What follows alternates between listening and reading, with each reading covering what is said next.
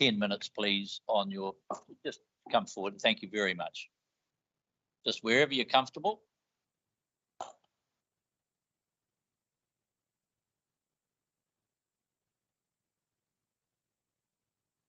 Is the other lady sitting by the lady in red? Is that you? I'm not sure if she is. I can go and ask her. A little bit better.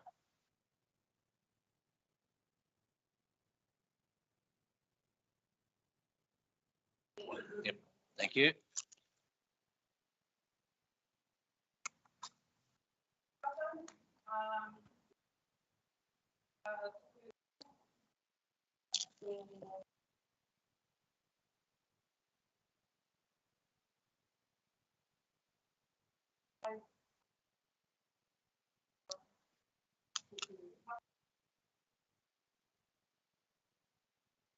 So my name is Kathleen.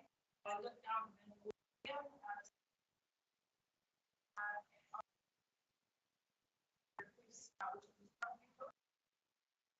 And it's true. And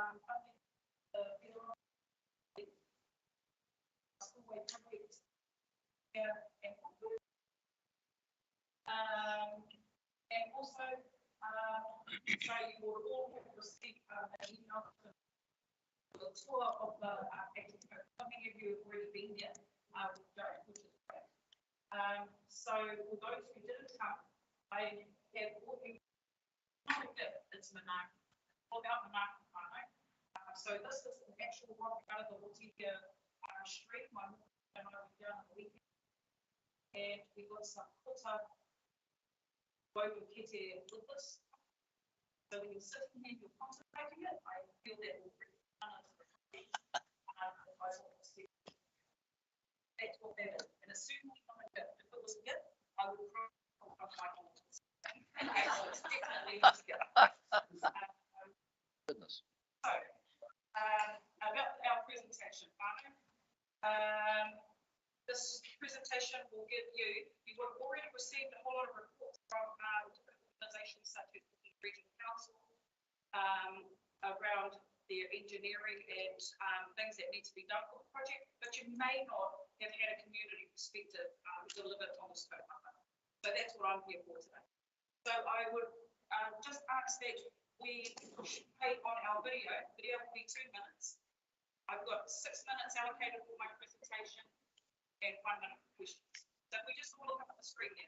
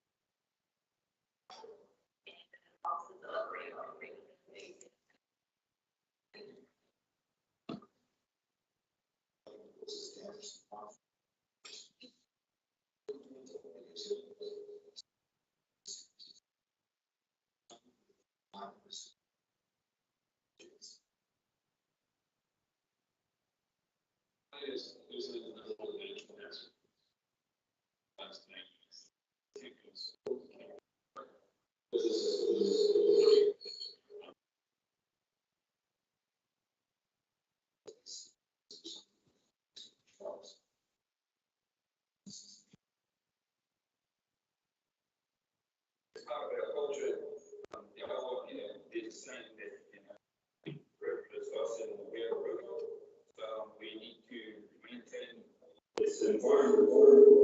Also, for the well-being of the other, and what's in the other one, very anxious to us if not in hand. So we need to look after and facing this. And what we here we give two groups. Okay. This one here is here.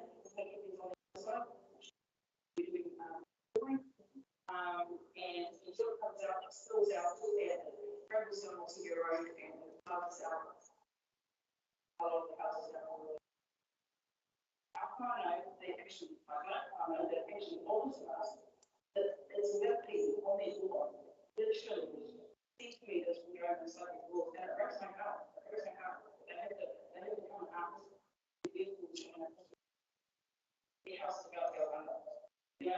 Those type of things are really what drives me, working collaboratively with other organisations, make this dream a reality around.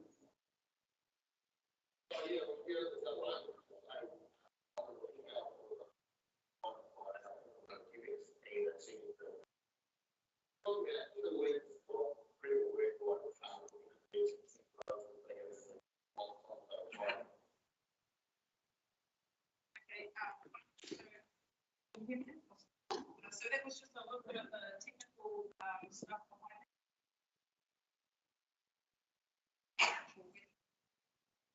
So that was just a little bit of the technical stuff. They came and done that video a couple of months ago. That was MBIE on our community to find out how the project is including and incorporating Māori engagement and hapu-led, community-led projects to fix their issues for themselves. So that's what that protocol was about. One thing that I did really want to draw to everyone's attention is that when I think about one of our kaumātua and our leaders, our rangatira for our area, Sir James Henry, he once had a whakataiki, and it said, you have come too far not to go further. Have done too much, not to do more. Out your securing these funds today, we will fall short of a project that is not finished its fullest it can be. It will not operate the same as what it will at 1.5. I understand that there is just almost 9 million.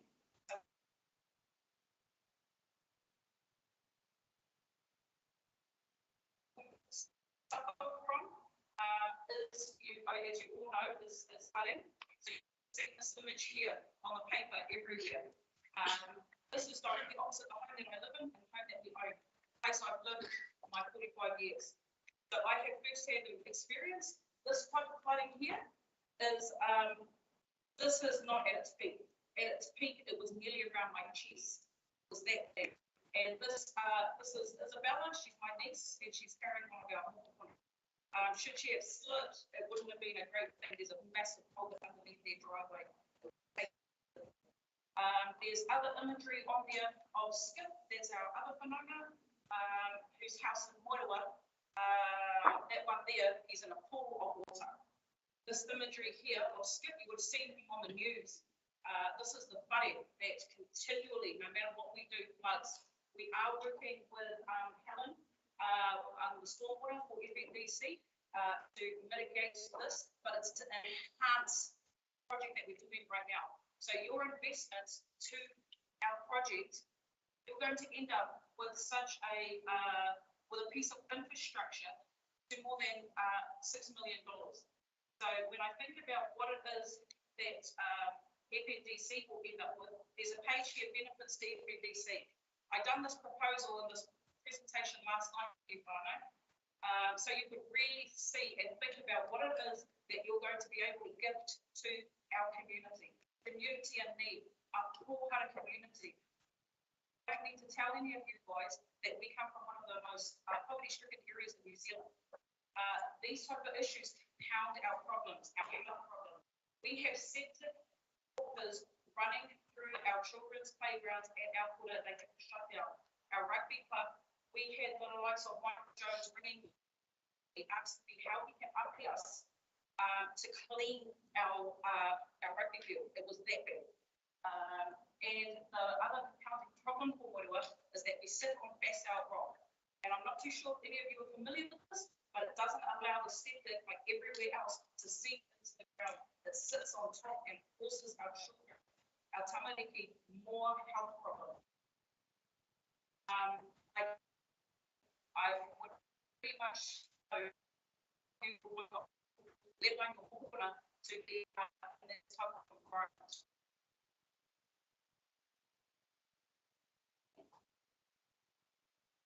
So it's about us in community. And that's why I'm so passionate and I do all the mahi arapa I do. I have that question a lot, why do I do what I do? Well, there's nobody else in our community to do what I do. because they're trying to think about I and me. They haven't got the capacity in their lives to think about what it looks like for community. So that's why I feel very blessed that I am able to do our hopes and dreams are really to empower our people to think and to aspire and to dream. Dare they dream? What would that look like for our people?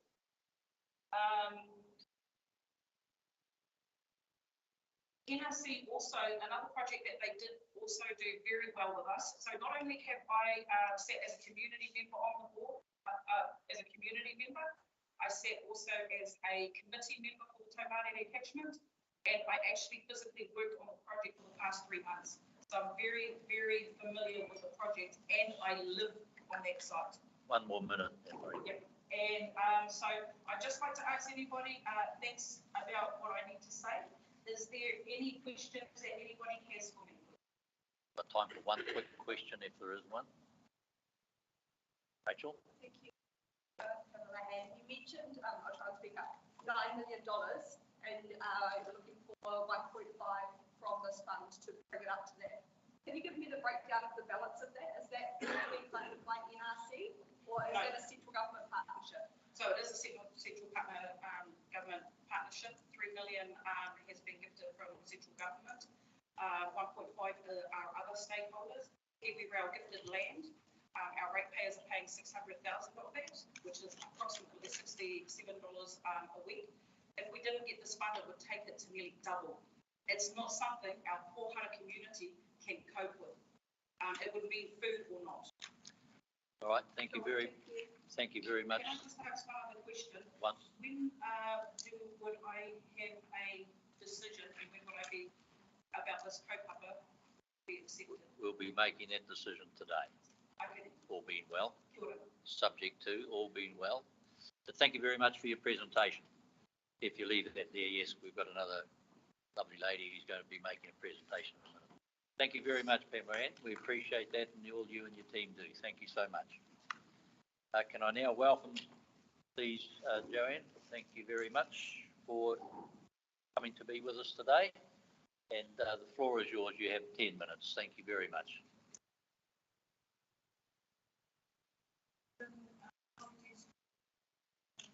To be here, she's not. So this Minister Short Environmental.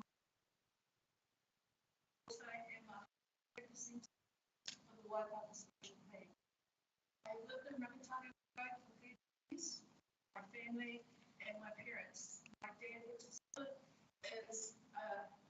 seated government. My concerns today is our Rangitani Te and ramp. It's a structural health and safety issue that needs to be addressed. Rangitani Residents Association hold the resource consent, and they've ignored the health and safety of it. There has been many accidents that have been involved in this. We have got boats that have sunk tied up to the piles, and children jumping off piles into the river where they are not aware of the broken piles underneath. That is a serious health issue, safety issue for us. Also, I want to say that there's funding out there with the grant funding that's sitting there and needs to be. We can't ignore. This has been an ongoing concern, and we are a divided community, unfortunately, out there. But the ones that do support this, addressed it to many of the councils, how to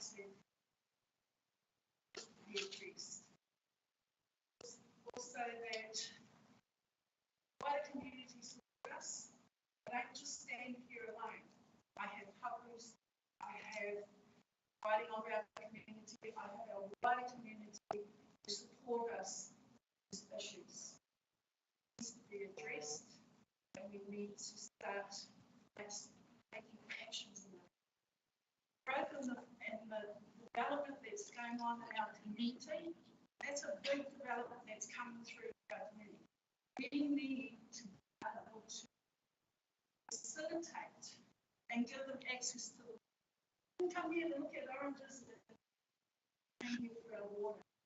There is not enough facility to cater. This is a progress. This is moving forward. Fighting us a long time. 3 years fighting us. About 10 years of deterioration on our water getting. And still, you must have thousands of emails, thousands of questions out there that has been addressed to you. I have. Today is the day we need to change that. And I am the voice here today to speak on behalf of all of us out there who have our Residents Association are ignoring their responsibilities. They have decided to build a garden and holes down at the reserve children and families. And don't even own it. They don't own it. And it's weekly. So why is the Residents Association putting funding into the reserve park, the family park, and they should be putting it in the really years. I have seen boats sink. I have seen boats go off the sleep ramp. I have seen boats that can't get in. And you've got an east, north, and east weather out there. There's no way that they can launch their boat. They can't even come in and tie to the piles because the piles are deteriorating. They are rotting. They are going through our river, which is my concern as a cultural monitor. And we need to pretty much address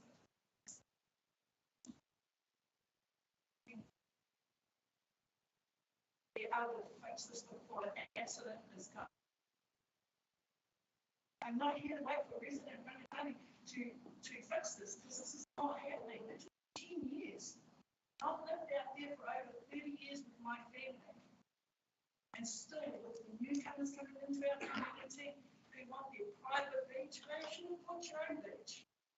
This is a community. It's not just about Rangatani community, wider community, and they want.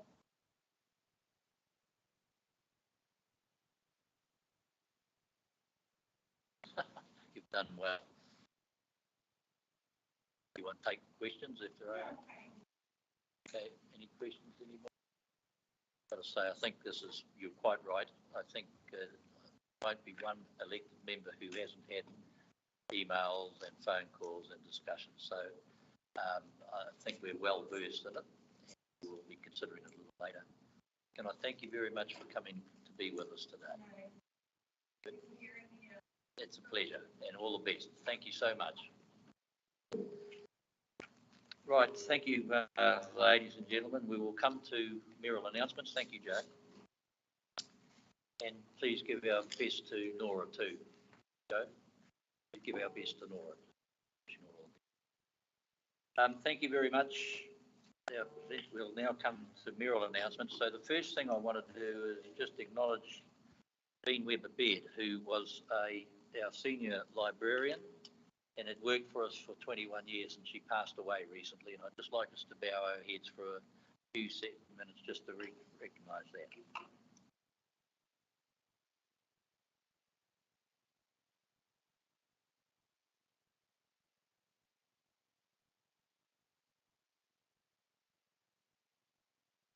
Thank you, everybody. She did a wonderful job for us, and she's an example of the people who we have working for us, for our community. Also, just want to acknowledge Stan Hansen, who's resigned as the Far North Holdings Airport Manager. He's been with us for a long, long time and done a very good job for us. So we just want to wish them all, I have already wished them all the best, but just want to acknowledge that publicly. I also want to just acknowledge, for those of you, and a number of you probably won't know, the Oxford Sports Trust have given a grant of $100,000 to the Sports Centre at Te Ahu. And they're doing very well with their fundraising, and I'm told it's progressing particularly well. Rangatani issue, we've considered that a bit further. Dave, do you want to make about Certainly an opportunity to do that. have been in some discussions or was approached by the members of the Kaimau community after they've observed the awesome work that's been done in Ahipara, Kaitaia and Awanui in terms of recreational reserve and facilities. And their question is, why not us? And they acknowledge that they would need to do something about that themselves.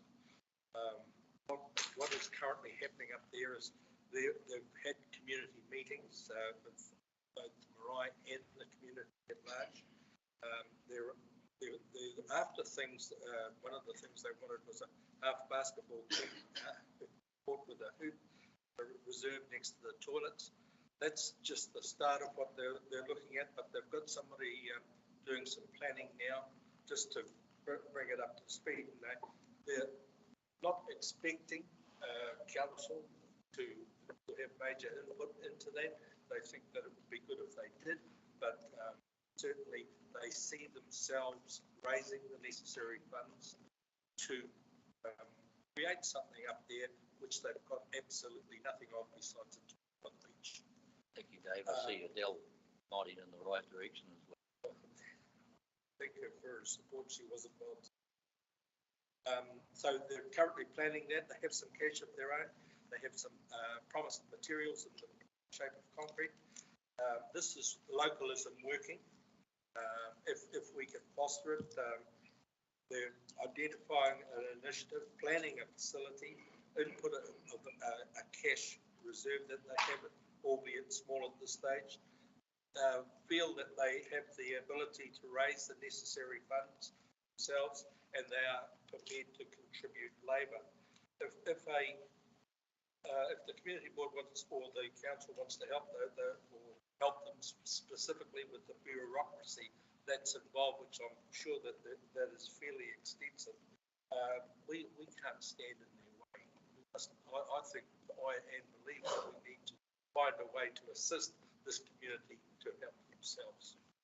So, that's great. Thank you, Dave. Thank you. That presentation, do you want?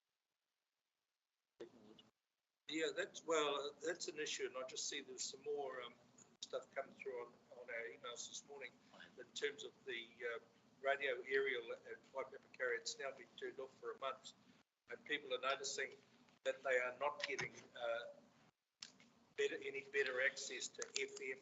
Their cell phone coverage is still marginal, as I experience myself from time to time, depending on the time of the day or where I'm standing in the house. So there is a concern that in terms of emergency, that there are pockets of people throughout the very far north that are going to be at risk. What we can do about that, I don't know, but certainly it needs to be addressed. Thank you, Dave. Thank you for bringing it to our attention. Rachel, do you want to make a quick comment? A couple of weeks ago, I was lucky enough to attend a site visit at the Cctv Sports Complex, which is currently where our rugby club and netball club are, and where Cctv Squash has always had an agreement to go into, and FMC have been asking them to relocate here. I want to firstly acknowledge the staff and our funding team and our community development team who have been working really, really hard to try and support them in funding applications, obviously with external funding. But I just wanted to raise the key takeaway for me from that point was the importance of council making sure that we are entering into meaningful partnership with these entities, that it's not just about saying we'll support you with some money and then moving away, is that we actually have to make sure that we're putting in place to be gearing them for success, because historically we haven't always done that, and we've got some facilities around the district that are suffering because of that. But I think what we're going to see more and more is that funding partners are expecting for that to be done before they consider applications. So I just wanted to raise the importance of us making sure that when we're working with community-led projects, that we know what we bring to the table in that partnership and we cement that in a meeting. Thank you very much, Rachel, and your point's well made. And I think we've got an item coming up in committee that's also on a similar thing, but they're very good. Thank you very much. All right, I covered all the Merrill announcements, so thank you very much. We will now move on to the agenda, and so confirmation of the minutes. Aisha wants to, sorry, Aisha, your name's. I'll move that the minutes be confirmed. Is there a seconder, please? there any points anyone wishes to make on the minutes? Not, I'll put the resolution. All in favour, please say aye. Got to say, it's lovely not having to wait for we raise our hands. And you want to make a point?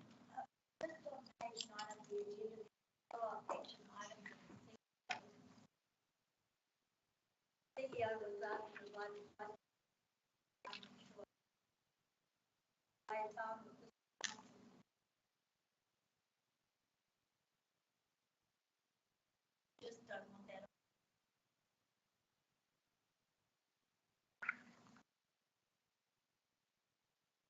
Yes. He assures me he's got a note of that. Oh, okay, thank you. Just want to give, he's telling me that she's online in attendance at the meeting. So, thank you. Right, we've now come to page 6.1. And it's the better off funding. Beg your pardon, item 6.1, page 28.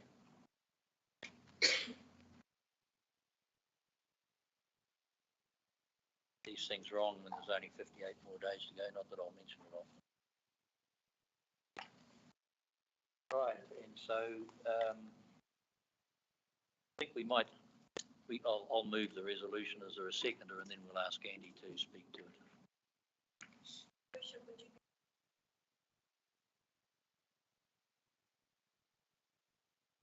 Yeah, fine. I'm just whatever suits. We just need to have a discussion. I mean, perhaps we can just ask Andy to comment and have a debate. But I'll move. Yep, you move.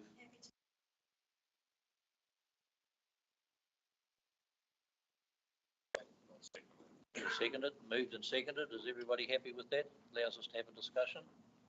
Okay, thank you. Andy, can we pass the meeting to you, please?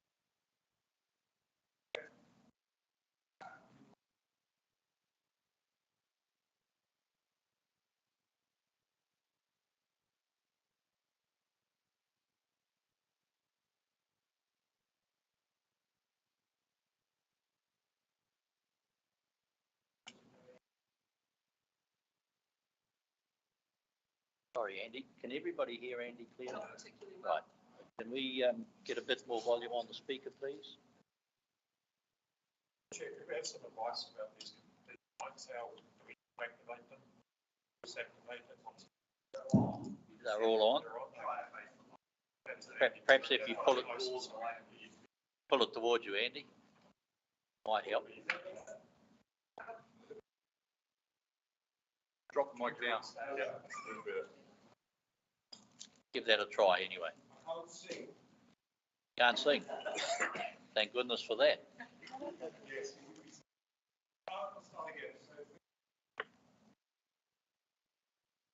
This is Is that okay? Can you still hear or not? There. Now we can hear you. the first stage.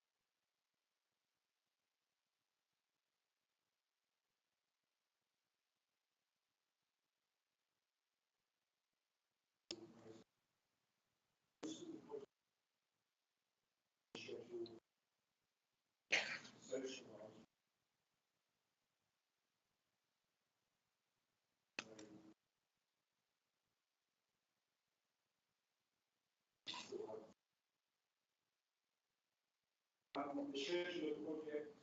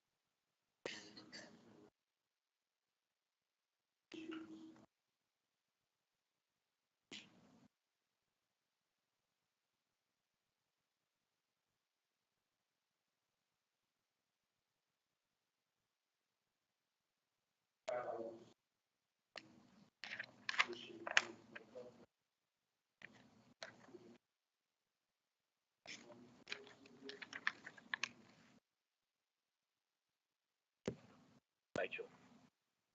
Floor is open for comments, so. Make this work. This is work. Okay. Thank you, Mika. Can you just confirm how you're going to run this? I do have a number of questions, but I've got one that I'd like clarified from Mr. Fitch before. Yep. The floor is open, so just. Mr. Fitch, you made the statement that if we don't approve this today, we will miss out and it will get rolled over. Can you please clarify for me why on the DIA website it says that we have until the 30th of September to make this application? And from memory, my iPad tells me it's the 11th of August. So I'd just like some clarification around why we've been backed into making this decision today and why we are able to take more time if needed. Thank you, Mika. Chair,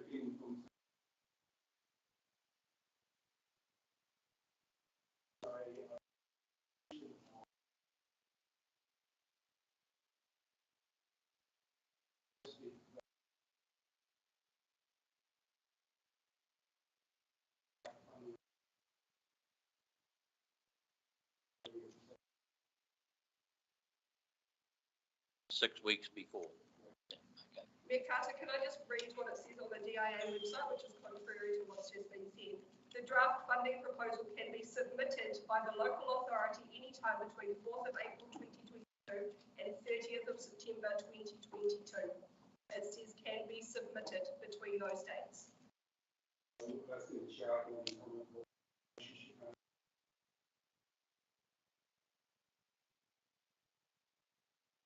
Okay, well, at this stage, we'll have to accept the word, the advice of the staff.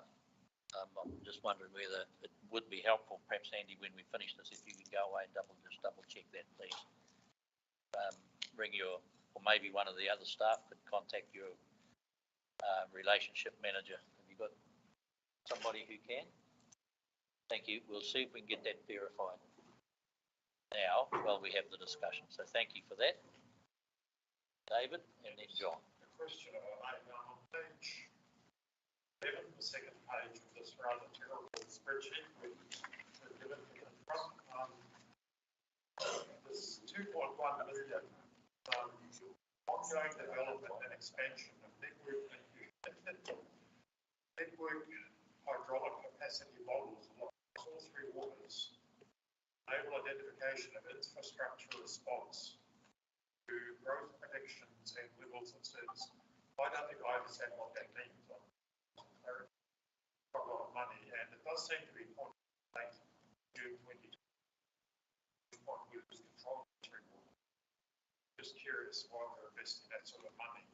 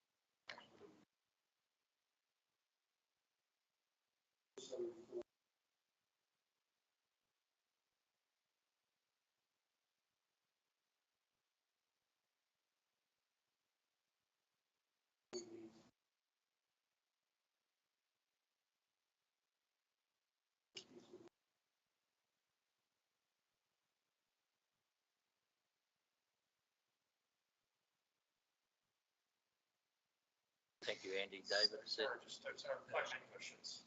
Working out the capacity we have currently and what growth possible, what extra infrastructure would be required for that growth. Is that something you're? Thank you. I'll take John and then Anne. Thank you, Mr. Chair. I don't know if I'm coming through on here. Probably am. So look, thank you, those that put this together. I realise that it's a difficult thing to do, and there is more heating needs there, and as Anne argued, a very presentation, I might add, of the pressing need this there. And but the question I have is, what of these figures can be paid for, or some money somewhere else? And in particular, for example, the NRC funding, I know that's their project and it's ongoing. I spoke with the deputy chair, see that that's going to happen. It's not going to happen. So I'm just wondering if that figure there is needed to make it happen and it's been planned, or in actual fact it's going to happen anyway. And it's our project. And another thing is, Councillor Cleander did raise it, do we need to spend all of that, especially if it's going to go into 3 quarters, especially if it's going to go to the period where we're no longer.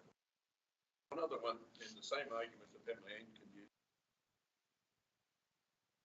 park there with that funding. I take it, it's my second question, that these aren't competing funds. So this is what's been done. So Linda Park has got a very exact figure of 376. In that community, they have been raising money, as an example, they're not here to argue it, they've been raising money as they've got 90% that raised themselves, they've worked hard at it, they high deprivation area, and some of the suppliers, some of the funders have said council is not getting in the game. That's great. And they said they'll match it for dollar. So if that could be increased a little bit, especially in that first year, I'd suggest by another 300 odd K in that year, then they'll match it by 300. So that does make possible the following years. That's just bringing that to the table. And that's really my main comment. So if those questions can be there, are these competing? And are we going to be dropping something on them? That's the case. Thank you, John. Just before I get Andy to answer, we've got an answer to the question Rachel asked. Through the chair, the advice from Helen is that applications can be made. Councillor Smith is correct. They can be made up until 30th September. DIA are preferring them early because obviously they have to collate and prioritise. But in effect, council has this funding available to it if we get complying applications in. The later we submit those applications, the less time there is to ensure alignment with DIA approvals. So yes, you are correct. The request from staff is the earlier we can submit this, the more time we have to refine these projects or the proposed outcomes, as opposed to a very narrow window where we may end up with a. Thank you, Blair, that's helpful. Mayor Carter, can I also just point out that the funding proposal is to be finalised and council's notified of the outcome within 6 weeks of receipt of the submission. So they're very clear at managing the expectation of how long that will turn around. Thank you. And I think obviously, well, there is some flexibility. What Andy's also being told is that the sooner the better. So it doesn't mean to say that, and one of the things I'll just put this on the floor for you to think about as we go through the discussion. I'll get Andy to answer John and then take Ann next. But it may be that we can put a submission in for 90% and then maybe there might be some stuff that we want to have a chat about a bit later, another day. Anyway. I don't mind. I don't mind who answers a question, so long as somebody answers a question to the councillor's satisfaction. Or not. Through the chair, a number of those items that are in this report that are up for your funding. One is, there's two key parameters. One, it cannot be part of an existing LTP program. So in other words, if you already have a project in your long-term plan, you cannot substitute that funding for this funding. So the works that have been identified are picking up where council is not up to speed on its, let's say, infrastructure compliance, or not up to speed on some of the climate change work that you want, or other areas. All we're doing is using this funding to accelerate some of the outcomes where you do not have dedicated LTP funding in place. The second part of the question from Councillor Vucic was around, are they competing? Yes, very clearly, each of these projects is competing. The items, for example, Limbo, they're sitting in the reserve list. Council, it is their discretion which ones you put through. What we're trying to put in that proposal is how we would accelerate what you've basically agreed that isn't already funded. That's probably the message that's coming through this. Thank you. So that raises a question. So in all respect to what Mary Ann has done, which that project needs to happen, that is an existing project. It's gone over budget. Therefore, it's not a council LTP project, it's an NRC project. Yeah, so that's a simple sort of question. Why then NRC pick it up? Why are we actually bailing them out? So that's one of the questions. And then so that comes out of that. That was my question. The second one is some of these definite infrastructure programs that we put in there begs the question that BAU, so we actually haven't included in the 10 years. Therefore, why is it coming up now? And because we haven't done our job properly. That's council's looking for. Quite honestly, simple as that. Yes, I'll take you in a minute. I've got Ann down next, and then Kelly, and then.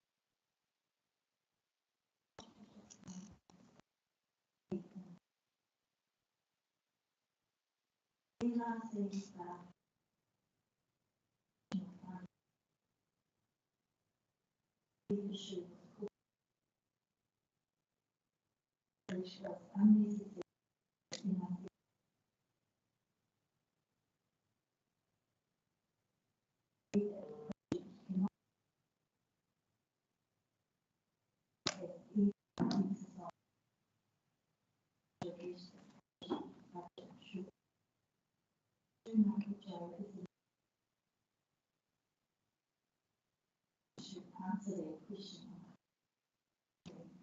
This is important.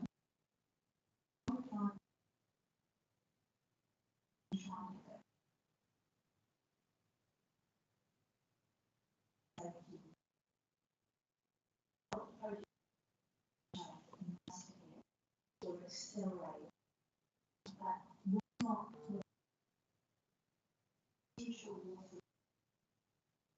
not contribute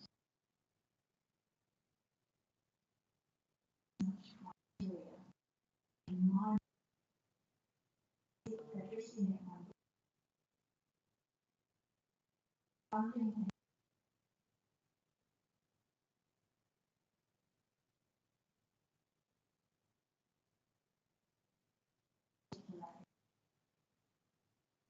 Okay, thank you, Dan.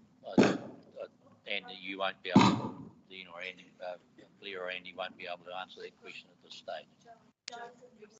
Oh, Joe. Joe, answer that. Thank you, Joe. Just come and grab a microphone.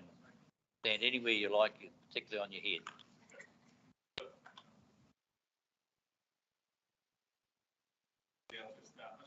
Yeah, you're fine. Okay, so we workshopped this with Wednesday. One of the reasons for the access is when we did the budgeting for the job. 2020, of course, we did that time the hydraulic hauling tested the bridge downstream of the existing bridge. That would be 42 meters wide. After testing with NTA, it turned out that the bridge downstream had a curve in it and kink. The NTA and the bridge upstream of the bridge, which made it a 60-meter wide bridge instead of 42 meters wide instead of stuck it on 50 meters wide. Also, in November of 2020, the price of diesel effective was we did workshop with the council. We can have funding in place, funding mechanisms in place, with a targeted rate investment go to $100. That's what we have available. We have a paper council.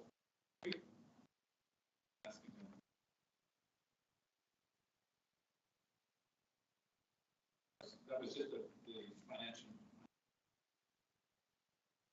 Thank you. Thank you. Well, hang on. That's correct. It's nearly double. It's 67 to 100. Thank you. Anne, do you want to add any more? Are you okay? Thank you, Joe. Kelly, you were next to speak. Do you wish to speak, or you're okay? I do, yes, okay. So, microphone.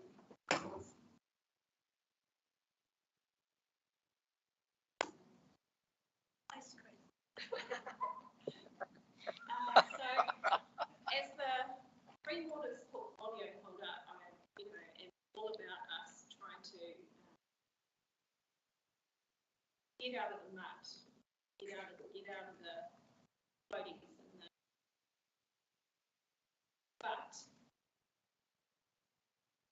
the projects that I went through the sheet and then the capital works program entered with our LTP down in detail, and in my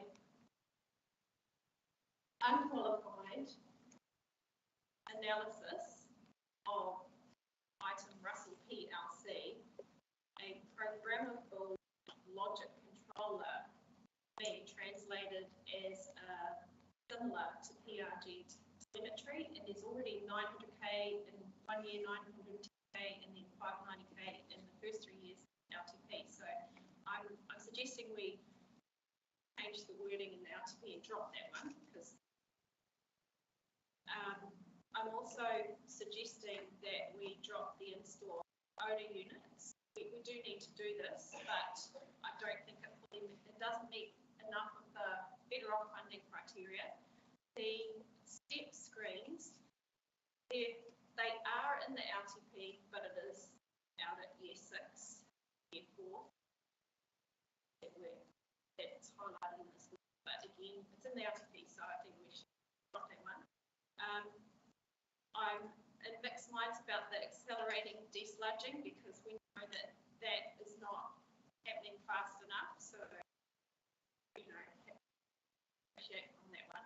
The replacement of asbestos cement pipes, Russell and Pike here. I don't understand why this was not already in the LTP, but I don't think we should be taking away from the values that the federal funding are trying to help us achieve in our communities.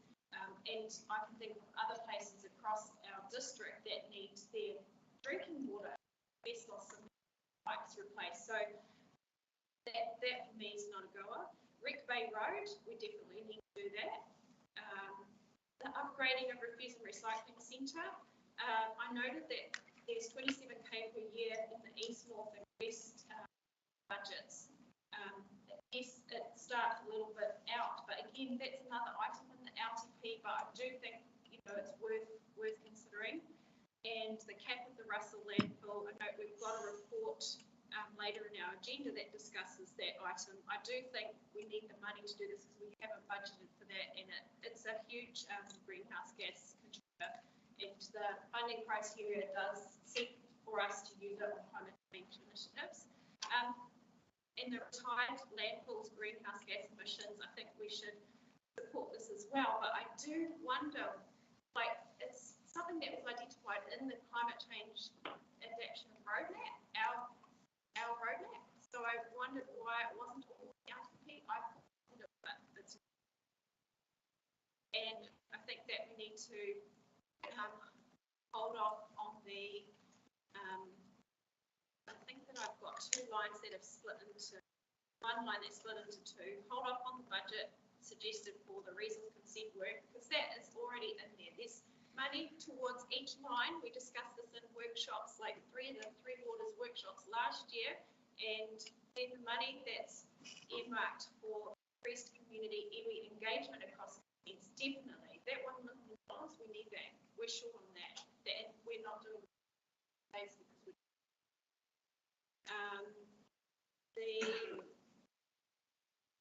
I dropped the increase and expand modelling capability as well, because again, it doesn't meet, it's not something that's helpful meet, and then infrastructure for Linfark Park. I'm a champion of that project, but can I just speak to, Justin Blakey is a fan of that project. He's a fan of the Pukapu Spillway, and he's got a conflict of interest lobbying elected members, putting one project ahead of the other.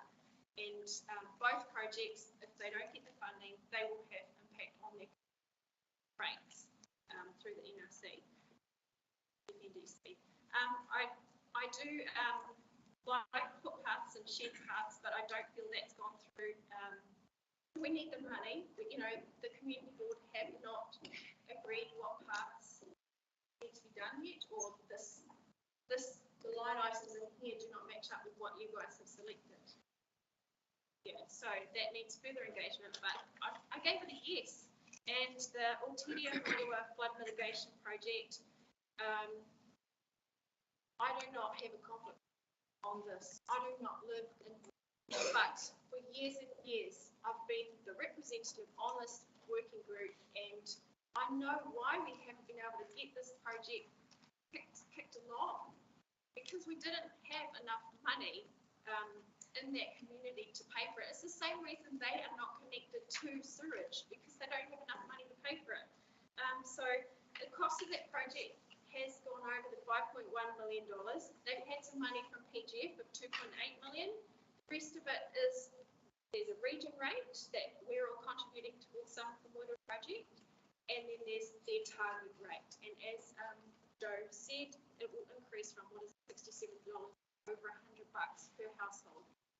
That's not affordable. So I come up with, when you take into consideration what I've added up, that comes up, it's less than 8.7. So yeah, I hope somebody captured all that. I've got it written down. And I'll be also wanting to move that we agree on these priorities, but also that we have a workshop, develop a decision-making framework for the next lot, do what other councils have done and create think like what the community board does, have criteria, give communities the opportunity to put forward the projects that they've been working on in their communities with hapu for decades, but they could not get it over the line. Many of the projects that our communities, Marae and hapu, are working on meet what FNDC are trying to deliver, and we just need to get out of the way and give it to them. So that's what my proposed amendment is going to look like. And I think it's Waikato District Council, they've got an application, decision-making criteria, councillors sit on a panel, and that's how they're deciding how to allocate their VRO funding. Thank you. Yeah, or Andy, want to comment? Follow the first stab at this. Sorry. That's loud. Agree with what Councillor Stratford is asking. There is possibly some technical differences. First couple of projects in your long-term plan around some of the controls or what I call SCADA controls and those sort of things. This is around our wastewater plants. Our operators have identified that we have a high risk because of the type of controllers that are in place. This has not been a program that has been funded. So the reason it has gone up is that when we as have been dealing with the operators as part of the reset on the Far North Waters, they've identified an unfunded high risk issue that is affecting our ability to ensure these plants will continue. So that's the PLCs are a 40-year-old controller, like a transistor. I agree with if councils want to swap those. Andy has asked if you want to replace something in there, so you shift Otira, the spillway up, and you bring the additional resourcing out for something, or you swap one of that, perfectly fine. There has not been my discussions amongst the CEs, there has not been a consistent set of criteria that has been used by councils around the federal funding in terms of a template. All the DIA did is, in fact, the original focus was what they considered better off, and I've asked staff to focus back on some of the core infrastructure.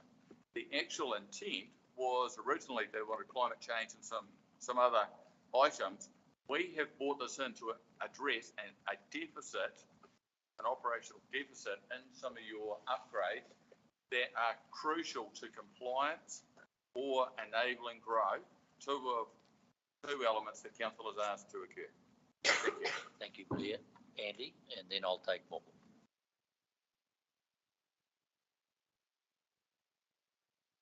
Just pull your microphone a bit closer, please. Oh, that's even better. Yeah, good idea. I fully endorse what you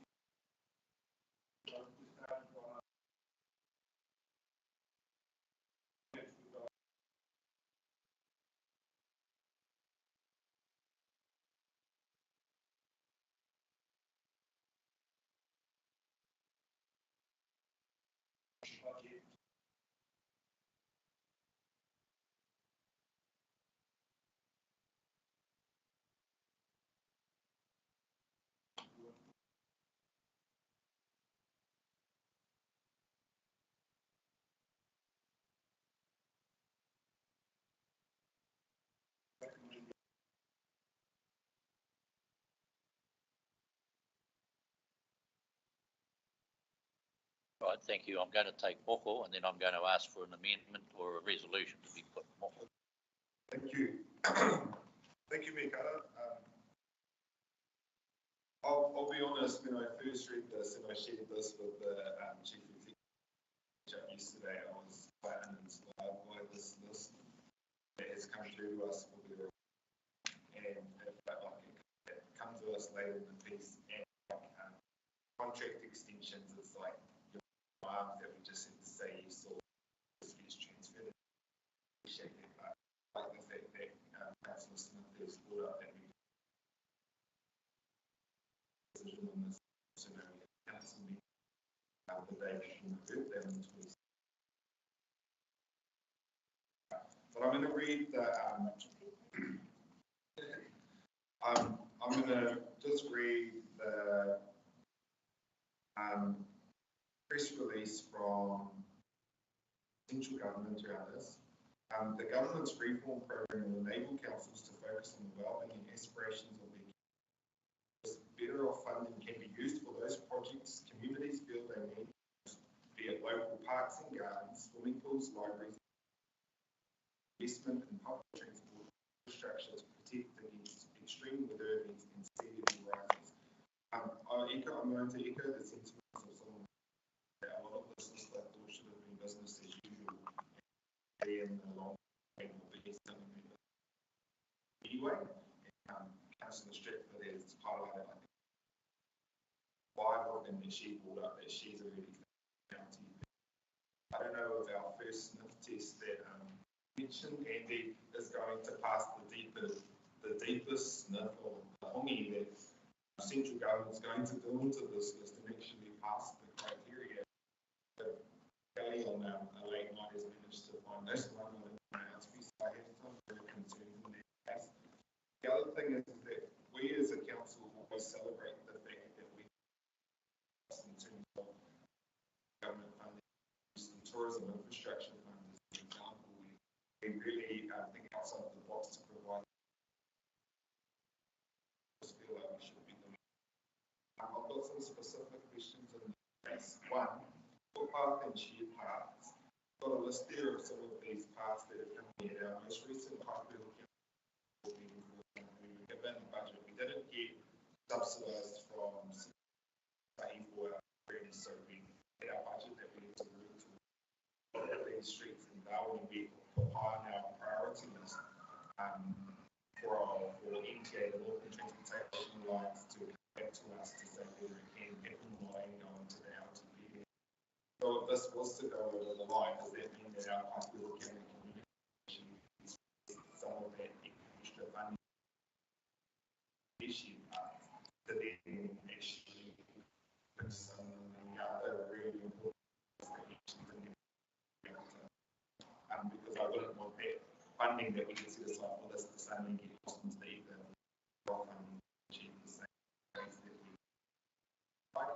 That was one question. My other question was around infrastructure for Limbar Park. I know that ARCO Group are an amazing community nation, have actually developed a master plan for Limbar Park. A lot of these community landscaping, seats, cycle stands, connections, links to existing facilities for that entire community facility in property. Is this is what we're funding into that song sheet or to another song sheet? Also have a question around here. It says optional community parklands. I don't actually know what that is, but the optional means actually going to.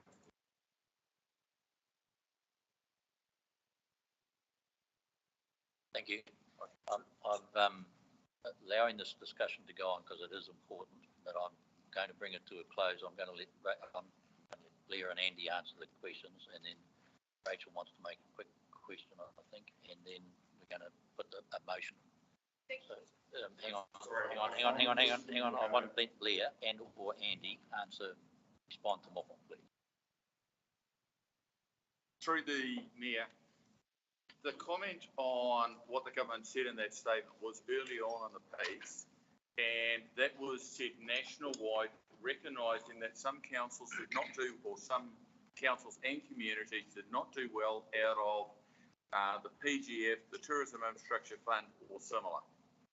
This council got an incredible amount of funding out of those projects for the placemaking and the well-beings and economic stimulus. The downside of that extensive work is that it's going to flow onto your rates. These projects reflect that significant benefit from those projects and identify, a bit like the flooding in Maurewa, that there is a deficit on which is either going to have to go onto rates too. So we can either carry on with the TIF, PGF and those sort of projects, but the underlying enablers of growth that the community are asking this council to do are where we've started looking at some of these projects. That's why some of the type of infrastructure, and that is that discussion that has been occurring at OCE and the direction that I've given staff. So staff could very easily do more of those well-being, but I'm highlighting that you have not in your program, notwithstanding what Kelly said, you have not addressed some of these items that we have put through and here. That is why I'm suggesting. Andy, do you want to add anything to that?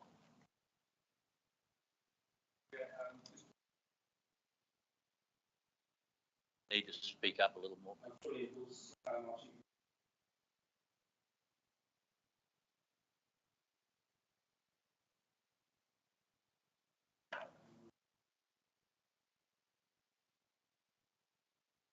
Can you speak up, please? Or can't hear. Pull it closer. Previous friendly.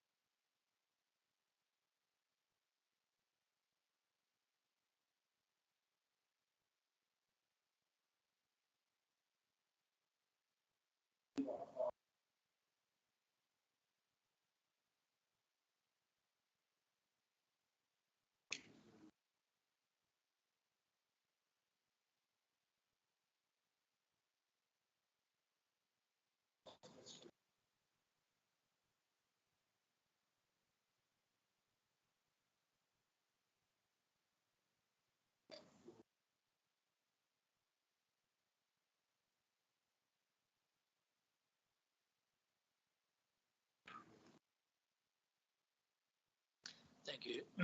Very quickly, please, because I'm just getting to the end of this. You've spoken once. Make it quick, please. I just disagree with Steve's points.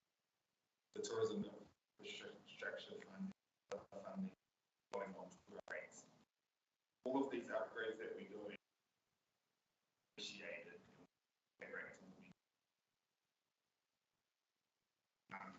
The other question is, I had asked Andy about the landscaping and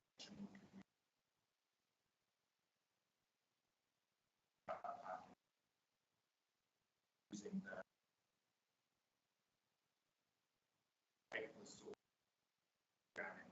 nice things that will make economic. Any comment?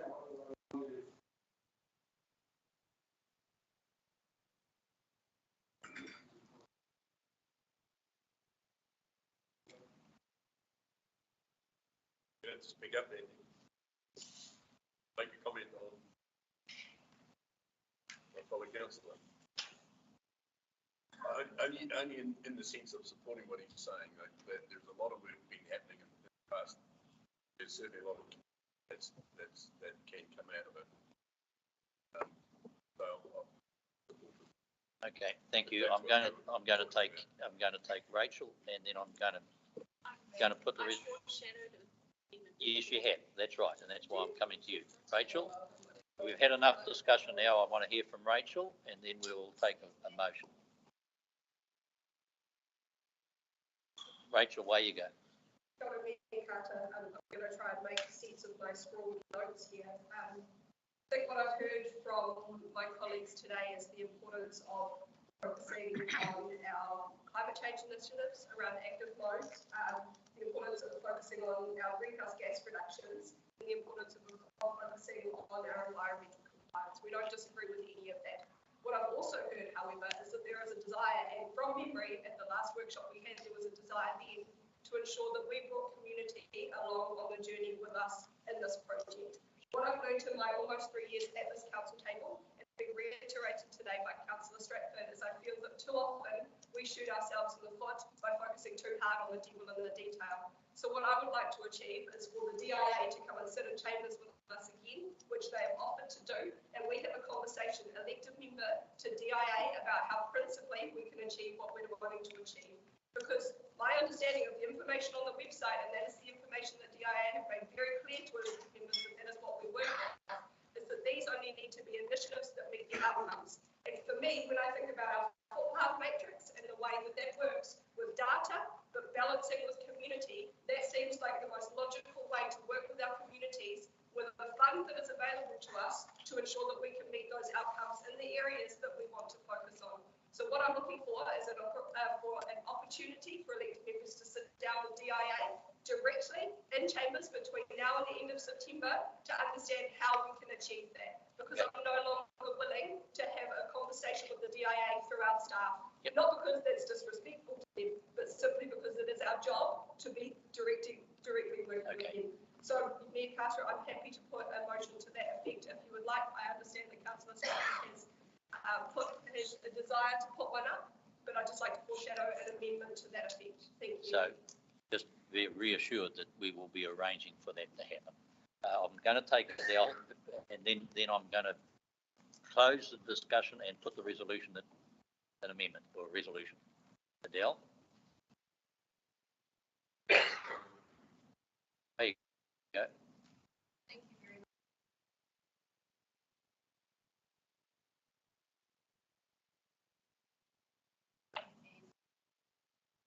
Need to speak louder, please, Adele. Put your mouth close to the microphone like an ice.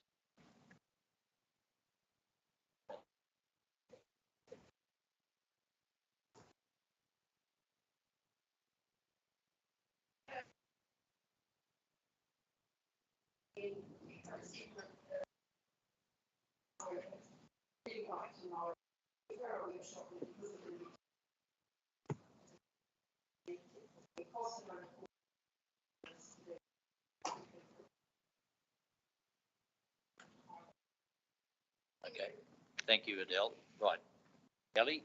The amendment that I am... well, it's a resolution you're actually putting. Okay, I am moving... You move it like an ice cream, please.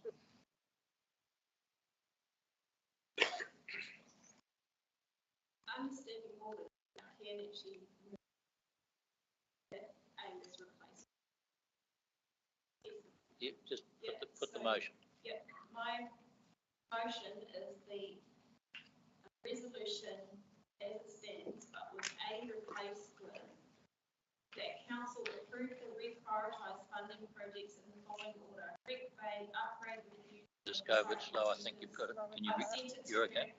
At Russell landfill, investigate retired landfill, increase Ewen Hapu and community engagement, Linbark Park, Puku, Sheep Parks, and followed by the remainder projects that were detailed in the sheet.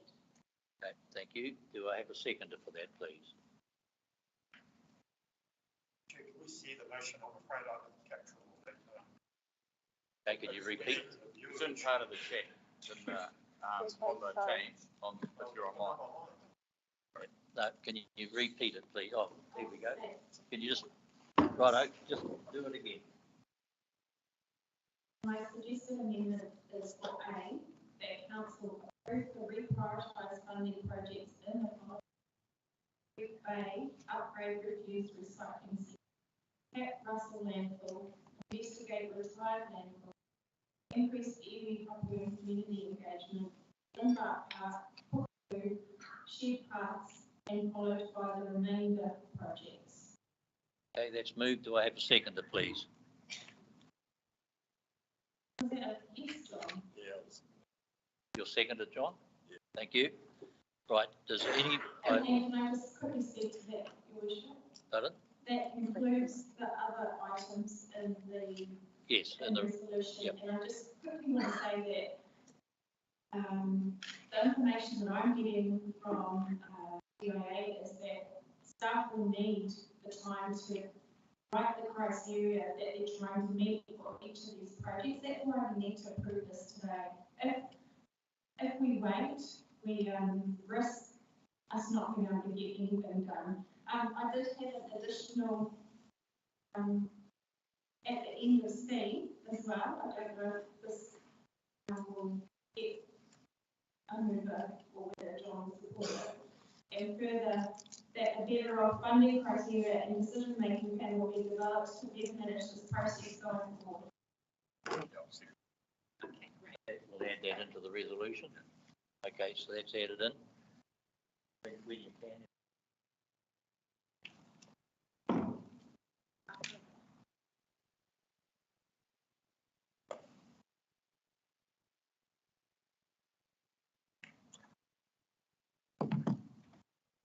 All right, is there any speakers against the resolution? You want to speak against it? Okay, thank you. Thank you, Your Worship. And firstly, I want to acknowledge the incredible amount of money that Councillor Spratt has put in to go through these line items, not only in this, but in the long-term plan.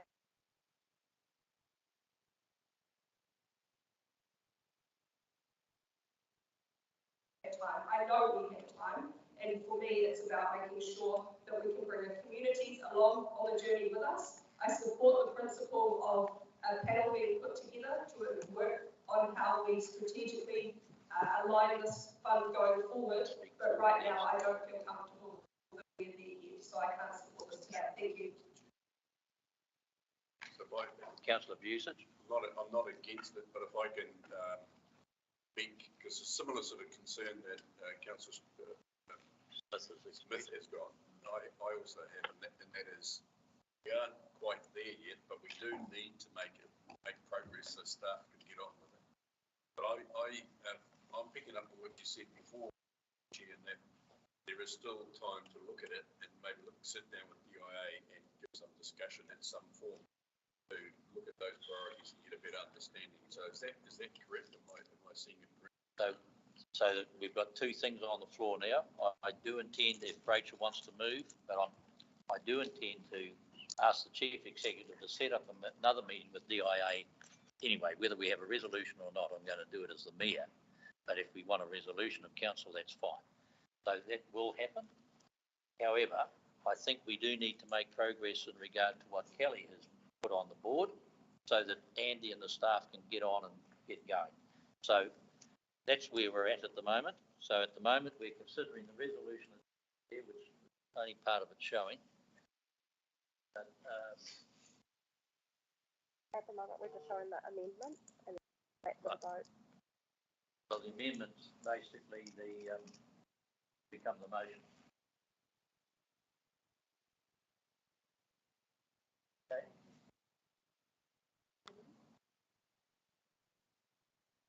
All right. Yes. Through His Worship, just a question of clarification on B. Is that for the thank you. For tranche 2. If that could be added, that would be appreciated to make that explicit. For the next tranche or tranche 2. Yeah. All right, I'm going to put the resolution, the amendment as it is, and then if it's passed, it will become the motion. Do we need one individual vote, or do you want to just by division? Okay, all right. So I'm in favour. And Deputy Mayor? Pardon? Opposed, thank you. Ethan? Councillor Collard? Opposed. Councillor Ford is Felicity? She's opposed. Opposed. Councillor Ruddock? Favour. Councillor Smith? Opposed. Councillor Stratford? Aye. Councillor Tepanier? Opposed. Councillor Busich? That's opposed. Okay, the motion is lost. Oh, sorry, you were in favour, did you say? I beg your pardon. Let me check and see it. Okay, so we've got 5 all. Is that correct? No. Just have the votes again, please. Sorry, did Councillor Beaufort vote for it? He voted for it.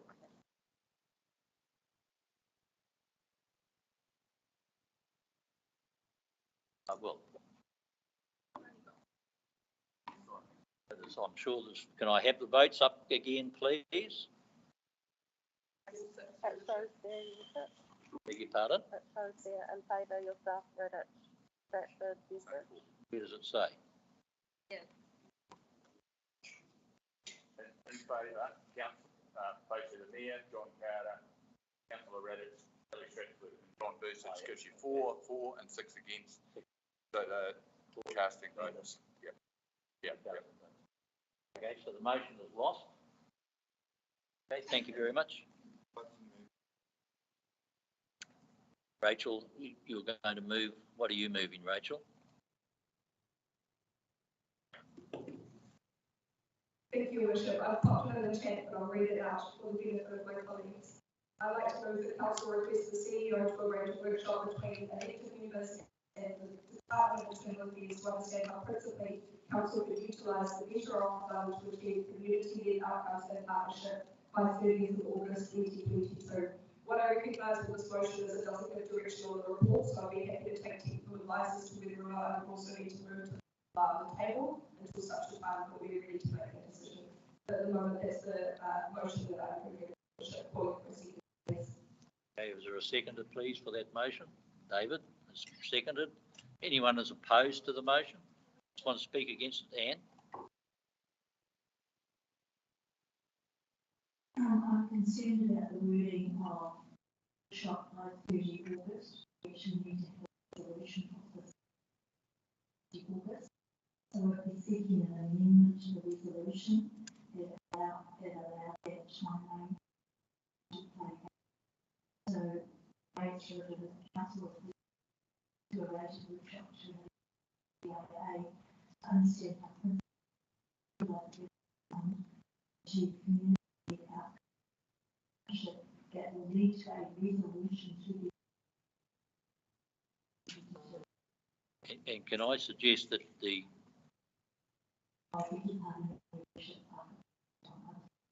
30th September is the date that we have to, yeah. Having said that, if we do have the meeting, if we can get it by the 30th of August, yes, I appreciate that. It will be difficult, but we will do our best to achieve it. But it may well be that we will need to call a special meeting just specifically to deal with the decisions after we've had the meeting with DIA. So we will, subject to the availability of the DIA, the resolution is that we will meet before the 30th of August to have further discussions on this. That's been moved, it's been seconded. I'm going to put the vote. Do we want? Sorry, Your Worship, can I just get advice as to whether or not we need to leave the report in the meeting? I'm not sure if we need to. We need to leave the report. The advice to council would be, it would be preferable, it is not a black and white, it would be preferable to give a direction on these projects because that will form part of the rationale in asking DIA to come and talk with us again. This is an item, they are already extremely time pressed because of the DIA, the Three Waters reform. So I had some concerns, their availability to come through. Thank you. So what we'll need to do. Respond to that, Your Worship. Yes, please. My concern doesn't necessarily sit with any of the projects itself. My concern sits with whether or not we need to go to that level of detail or potentially shoot ourselves in the foot, whether we're able to be more agile and open-minded about this and apply it principally. So at the moment, I don't know that anybody is necessarily firmly disagreed on anything. It's just that it's the how we do it as opposed to what we're doing. All right, so what I'm going to rule is simply this, that we've got a motion on the table that we'll meet with DIA before the 30th of August, if it can be arranged. Okay, we've got to put that qualifier because they may not be available. Then I intend to put the resolution as it is along with the recommendations that Andy has, and then we can deal with those as we go forward. So I'm going to put the resolution we have on the floor at the moment, which is that, yes, please, David, yep, but then I want to put the, we've spent enough time on this. If that's the case, I might vote against this because I approve in the schedule. We're almost, there's no point getting the IA because we've approved it, signed off on it. Surely we're better to acknowledge that this is what's been presented to us. And let this lie on the table. Let it lie in the meantime, make some final decisions at that date. Acknowledging that we didn't see this Monday. All right, okay. That's 3 days, All right. which most of us have had other meetings, other commitments.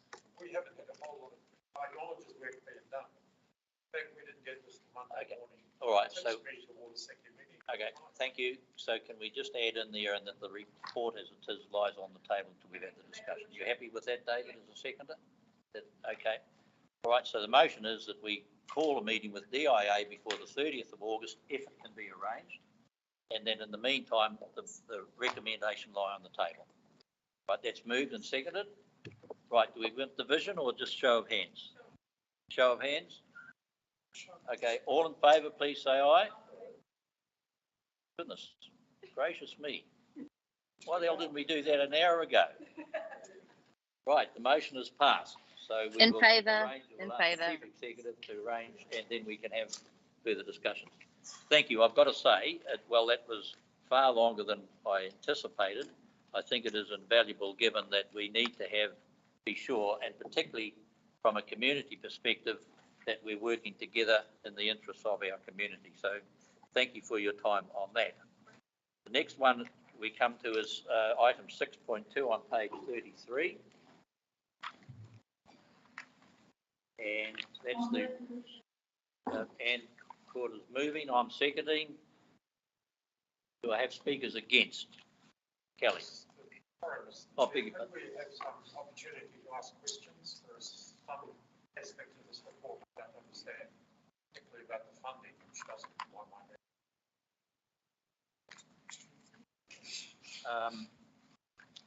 Well, if you've got a specific question, away you go to ask it, David. Been moved and seconded, it's now being debated, so you can ask a question, David, please. Sure. Yeah, my question is just some clarity about the funding. We're told that the PGF funding, 2.45 million, council is committed to 1.1 million, that jumped to 3.55. We're then told the total budget is 3.928 million. I'm curious where that extra 400,000 comes from. There's also the complication in the annual plan, but at 2.52 million. So none of these numbers go together. So I have no idea. Well, yeah, specifically, where does this 3.9? So I'm going to ask Chris or Al, one of them, you please to respond to that. Would you come and grab the mic, please?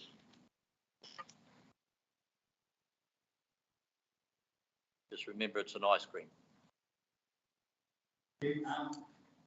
You're correct, Councillor, in regards to the live and council, last regional fund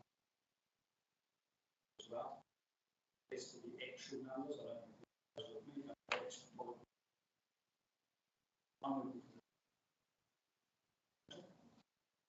went forward.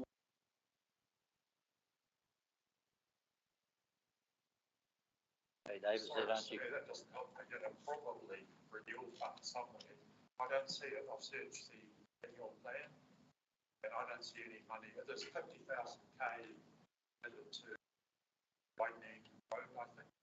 That's the only other mention of Rakatane. Probably, I'm sorry, would be.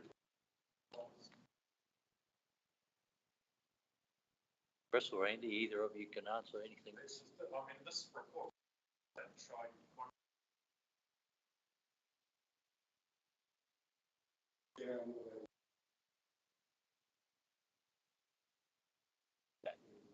Thank you. Thank you. He can't report on it because it's done by Far North Holdings. Okay. Chris, you got anything more to add or not?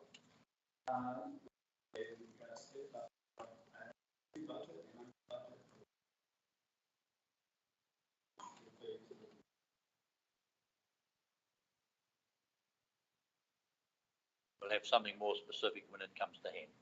Okay. Question, we're told that there's a, bid that has been accepted of 2.8 million, which will need to be adjusted for inflation. Given that we're told that could be 6 to 18 months, technical aspects, any consenting process, what's your level of confidence that tender, that million will solve in 18 months' time?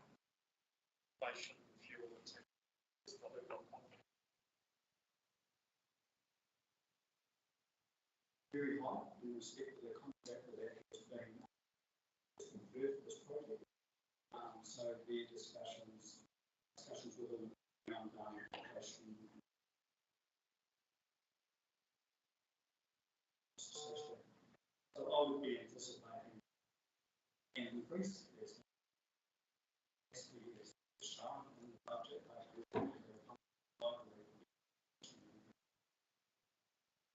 So I'm very confident the main under the budget. Okay, thank you. I'm going to put the motion, folks. Oh, John. All right, okay, sorry. Righto, I'll start Belinda, and then John, and then I'll go around the table.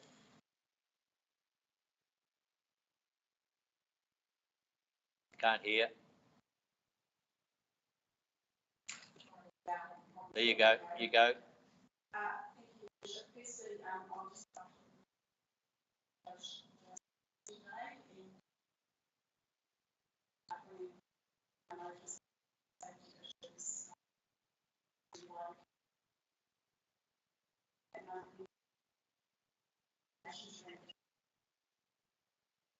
from a community perspective, on us, and what is so I'd like to just comment on the fact that there has been issue and we are looking at first September community to heavily community as the need additional trailer boat parking and car parking. So I'd like to respect in relation to the associations, business association and regulation only. Thank you, Councillor Usage. Yeah, I'm concerned about this, given that what we're facing with the dollars that we're spending and rates, given also the community that have raised a lot of concern with recent ones, saying that there's the Rangatani community that they haven't been consulted with body. And I still have a question which maybe can be answered, and that is also notice a key population area and are they being protected should a lot of traffic increase? Several questions that come out of all of this. I don't think it'd be done. The question I had is, what about the marine? That's still treated as it currently is. That changes on that. In other words, can we get can't, then why are we going down this track? And I thought this whole thing came before council before. John, can I just Chris will answer the question, but there has been more than enough consultation. I've actually sat on several meetings with both sets of groups to talk about this issue. Chris. Yes, this project can be considered. As you hear, we this EPA and approved by people for people. As you know, and as we last meeting, this has been made by our court. Order. All that stands into the personal area. This project. The technical aspect came from the power of decision making this project. That cost. a result, widespread applications of that decision has been debated across New Zealand. As I mentioned to previously, there's two options there. One changes to yes, and recognise maritime infrastructure as regionally significant, and the other one was to have amendments to the environmental. Both of those options are on the table. In fact, yesterday, in the council, the Cctv has out regional councils and all councils to advise that they formally review the consultation process starts now. And I can read from the release in relation to it. MFE have released their consultation document with the issue. The preferred option is to clarify that this would clarify that NESF wetland provisions no longer apply to then should that carry through to the revised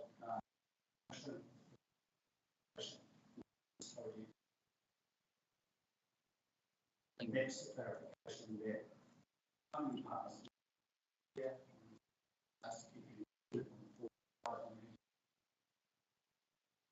Kelly wanted to make comment, and who was first? Rachel. Rachel. Thank you, Worship, and thank you, Chris, for those points of clarification. I think that it's important to remember that we've still got an RMA process to go through with this project. Anyway. Your Worship, I'm going to channel my inner councillor Foy this morning, where she continuously reminds us that we are very good at adopting plans and strategies, not so much on the implementation side of things.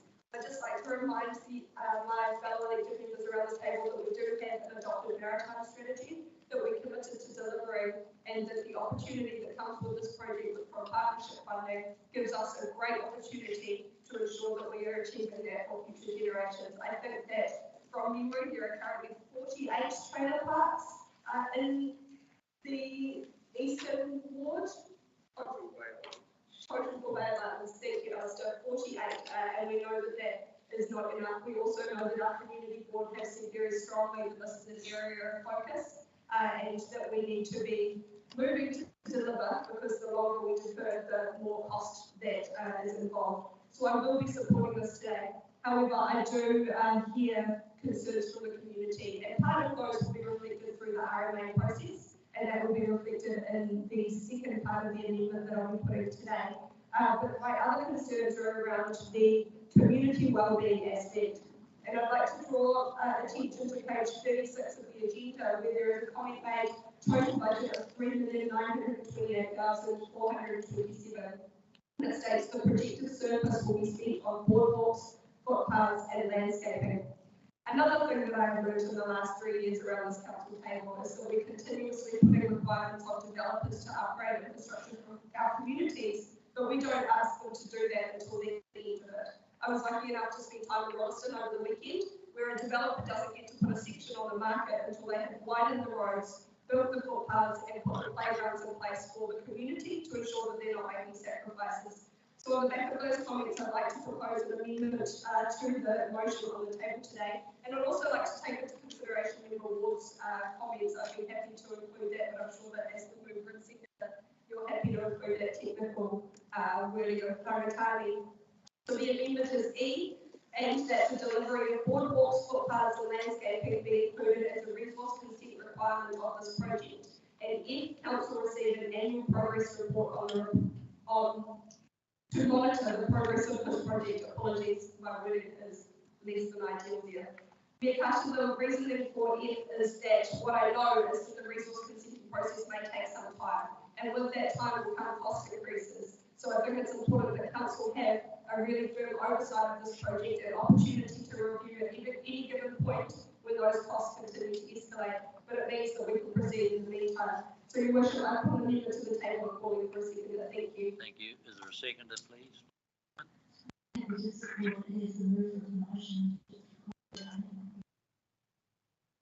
Yeah, no, I appreciate that, Ann. You should, I should have gone first.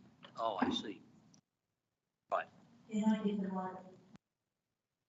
you will as well. Is there a second to the motion? And then I'm going to ask Ann to put, then she can have a right of reply as she wishes. Is there a second to the motion? Oh, you did. I beg your pardon. Right, away you go. Do you want to speak to it? Sorry, Mr. Chair, can we have advice from them to stop? Is it possible for a resolution of council to impose a resource consent matter that hasn't yet been applied for? That seemed an extraordinary legal. I mean, with the best will in the world for the river, can we sit around this table and impose a resource consent on something?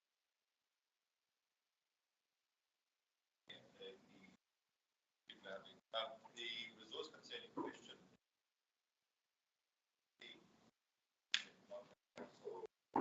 When it comes to procedures concerned, subject to the sequencing of events in terms that is a subject to. Answer your question, David. Is it possible for us to impose a resource consent condition this week, matter which has not been applied? There's been no consideration of a resource consent as yet. The plan is of considering resource consent to make opinion and assessment on consent itself. So that will be the process.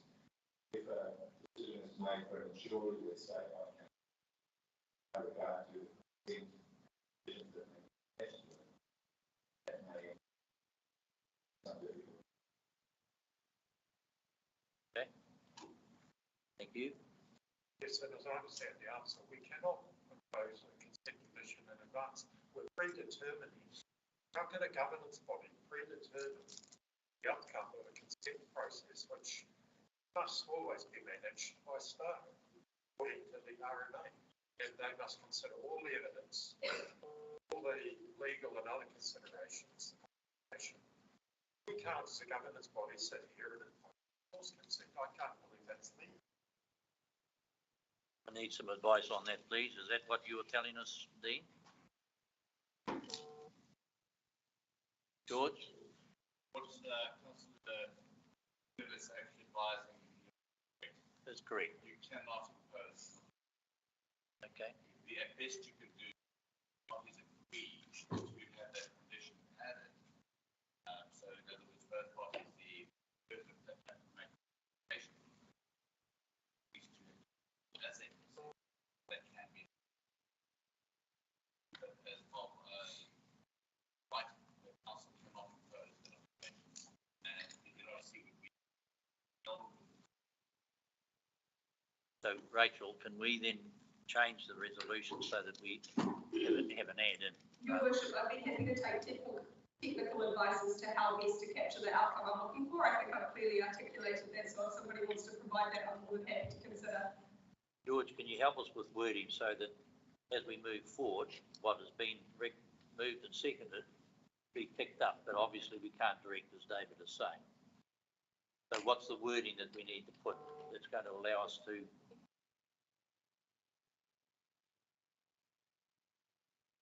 I don't think we can actually put wording at this stage. We can't do it, okay. In which case then if the, what?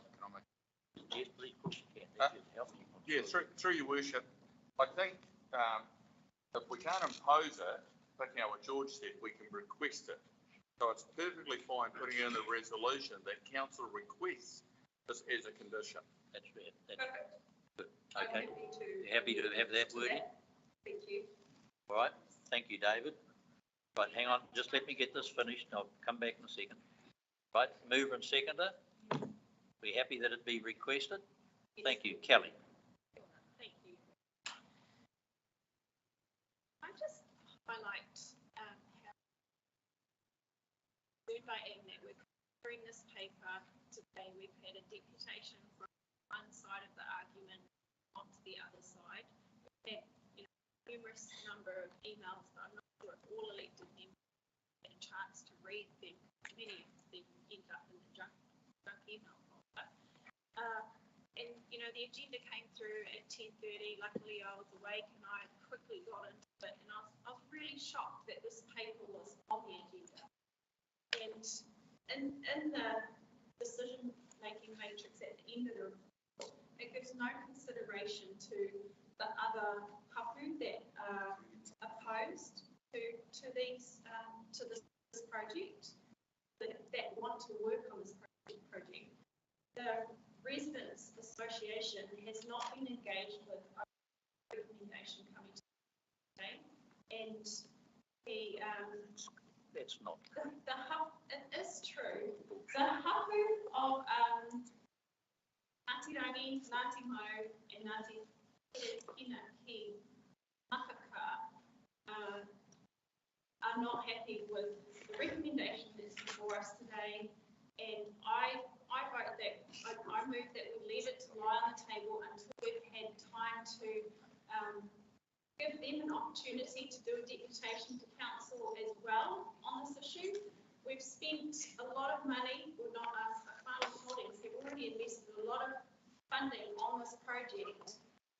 It was not successful through the EPA process or through the fast track process. I don't support us changing that freshwater policy, and I'll be sharing the confirmation on that. That is just ridiculous. The saving grace for this project, destroying sites of significance in the water. You know, I've heard stories when I've been there, the historic fish traps, the stingray mound in there, the car parks apparently going to sit right on top of that. Okay, thank you. I'm not finished. No, well, you nearly are, because I'm going to rule that we've just about had enough of this. The point of order, I have not been speaking Yes, for you're 5 3. minutes. You have to carry on. You're The, 3 minutes, actually. I chair this. The young child that was on the wall this weekend, 6 years old, having fish off the wall and saying to his dad, we're listening to the waves lap under the wall, watching the fish and catching fish there. Dad, I hope this doesn't turn into a car park. You know, you want progress at the detriment of the ecological values that are already there, identified by the kaitiaki of Mana Whenua in that area, and Aroha Island, that's right there. This project will impact on that as well. I know that many of you don't want to hear me speak against this project, but there are so many people that live in Rangitani that's lives will be impacted by cars coming down early in the morning. When I go out fishing, I don't go out after 9 o'clock. I go out at 5 or 6 in the morning. Trailer boat going down there. There'd probably be speed bumps eventually because we've got to be racing along there to get first to the boat ramp. We're moving one problem from another area to this community, and I do not accept that the economic benefits and the grouping of small and the wider people that live in Auckland or what have you should have say on the impact on the community of Rangitani. So either leave it to lie on the table, or colleagues, please vote against this. We need to just stop this project. Okay, thank you. You be quick, please, David. I'll put the motion. So I also speak against this resolution and its entirety. We spent something like $600,000 on this project. Haven't really advanced. And there is such a thing as throwing good money after bad. There is a proposition that we've heard the EPA refused it because destruction of wetland makes it a prohibited activity unless it is regionally significant or it has lifeline utility. There is no way that you will ever persuade anybody that a reclamation, 19 trailer parks and an improved ramp is regionally significant. Simply won't meet that test. It can't possibly. We're sort of hearing an implication that the change, the potential change in the ruling from MEP will enable this to flow through smoothly. I don't believe a resource consent process would be even the least bit smooth. I think it's unlikely to be awarded, frankly. There is significant opposition from the community. There's major concern from local hapu. The EPA process tripped over because Ngāpuhi had not been consulted. That application was suspended while the CIA was completed by Ngāpuhi. It's never a good idea to ignore Ngāpuhi in these matters, not least of all in coastal matters. There's a proposition that it's extraordinary actually, in the application for the PGF money, we were told, or rather the MD was told, that this project would improve the productivity of the commercial fishing fleet. I have no idea what commercial fishing fleet exists in Rangatane that would be improved by a number of trailer parks. We were told it would enable or create potential for new tourism ventures. How can trailer parking and a better ramp enable tourism ventures in Rangatane? We were told that facilities would provide a community hub. What it's actually done is provide extraordinary division in that community. The Recreation Society, created in 2019 specifically to advocate for this project against the wishes of the majority, I believe, presented by the Residents Association, which has been around for years, has developed a reserve, has provided community facility, and who are very, very much opposed to this. You were told, or rather again, MB was told, that there is overwhelming support for this project. I don't know how that written with a straight face. There is not overwhelming support. There is overwhelming opposition, and we will have the emails this week, I'm sure, to say that this is not what's needed. It is the wrong project in the wrong place. We acknowledge there's a need for trailer parking around the bay, no question of that. But this is not the place. The ecological effect, the social effect, the likelihood that even if the consent was granted, that there will be an appeal to the Environment Court. I'm not a gambling person, but I will bet that if a consent was granted, it would end up in the Environment Court. QE2 Trust, on behalf of Araha Island, Forest and Bird are very strongly supportive of protecting wetland. Residents associations themselves, the local hapu. I would almost guarantee it'll end up in Environment. How much more money are we willing to spend in hope that this might proceed, and against the likelihood that it will not? And in my view, it would be very difficult to see it proceed. I simply do not accept that a budget nearly 2 years ago will still hold good to complete this project in another 18 months, 2 years from now. Nearly 4 years from setting of a budget to implementation in the face of everything that's gone on and is going on. That's simply wishful thinking, I believe. In fact, we can't get a clear answer about where the 3.9 million ends up from. Where's the funding to meet that? Nobody can tell us here today. Where's that 3.9 going to come from? Probably from some renewals budget somewhere. I haven't seen it before. We can't be expected to get this amount of ratepayer and taxpayer money. Probably. So I'm entirely opposed to that. Okay, thank you, Dave. Thank you. Also opposed.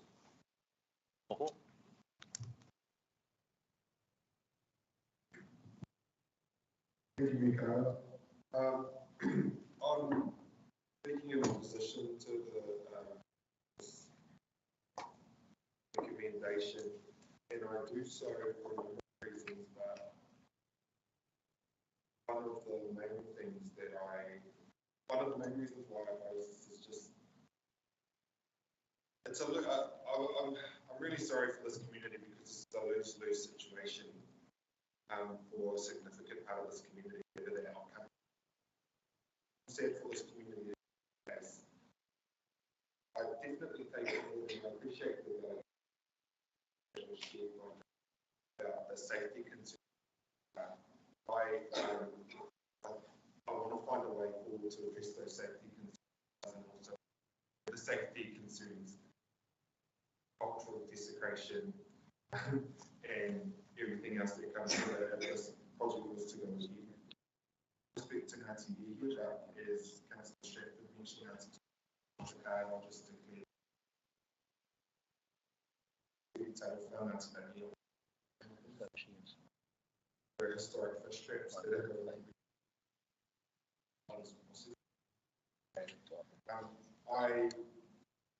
I sympathise with the Bay of Islands Vulnerable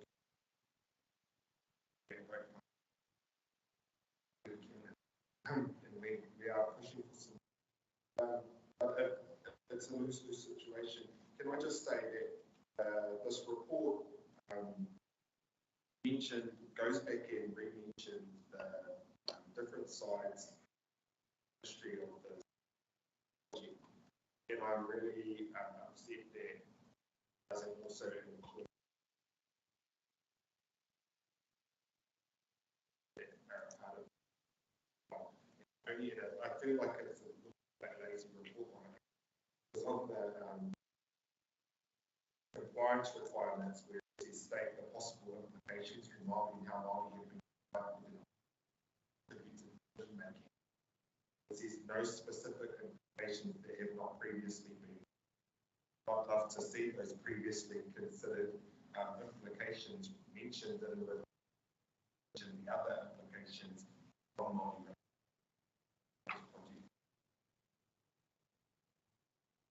We've said it before, so we don't need to say it again. Those reasons unfortunately, and I give to those in this community in this project. This outweighed the benefit.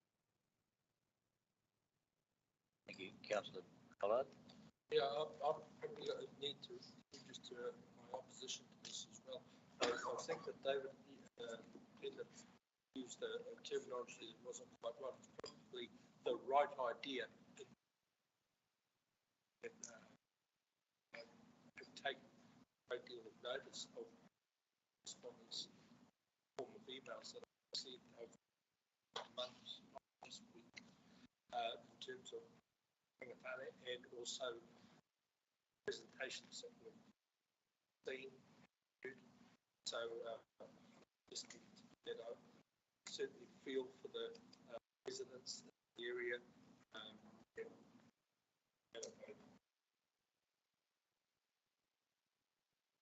All right, thank you all, and you write a reply.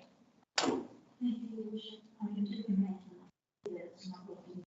So I just take my colleagues back to what the project that is into presentation, council visit, project contract issues today.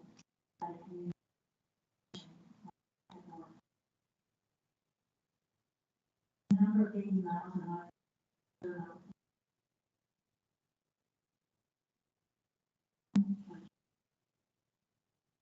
we have a maritime strategy that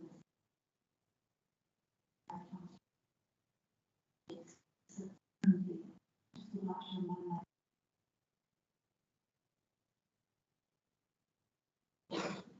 one of the emails talked about this was studied for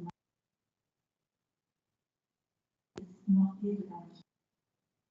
They come with this suggestion that we should pull the money for hundreds of people. Never going to happen. Maritime strategy, multiple small entire people with environmental and cultural effects. I'm not an R&D specialist. I'm not that is the purpose of the R&D. We are today almost certainly natural gas. We can tell the EPA user pay attention to page 35. Where they found that they could not make it as of the national policy.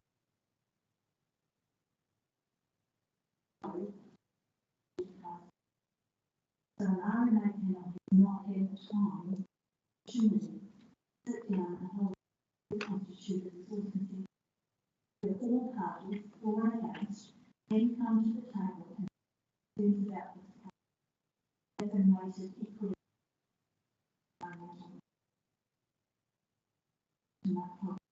justice that does not commit to going ahead. item 1, that there's a plan which has been received by the not conducting the community plan. We talk about the budget at this point in time, until we have the resource and see to the engineer is not the project. As we know, this engineer is never with a budget line. So additional funding is required that will be the project is not successful.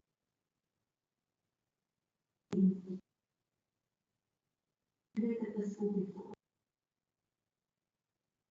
this could be 19 funds. Assets in this this morning.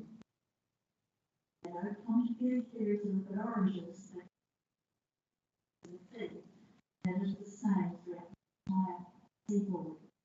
We want to consider touch on the suggest we stop playing on this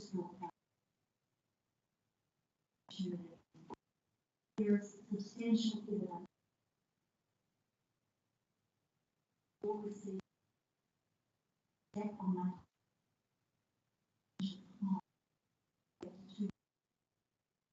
I accept that large component does not matter. As I agonize reminded of my children oath to represent faithfully and impartially the need to represent one. We have allowed to consult maritime strategy and L2P to 2 dates for this project. I will call on my colleagues to vote to continue this and allow the resource consent process tool that addresses the community's detail. Thank you. All right, I intend to put the vote by division. Just a point of clarification, Your Worship, I did pose an amendment. Has that just been added? It's been added into the emotion. It's just been added.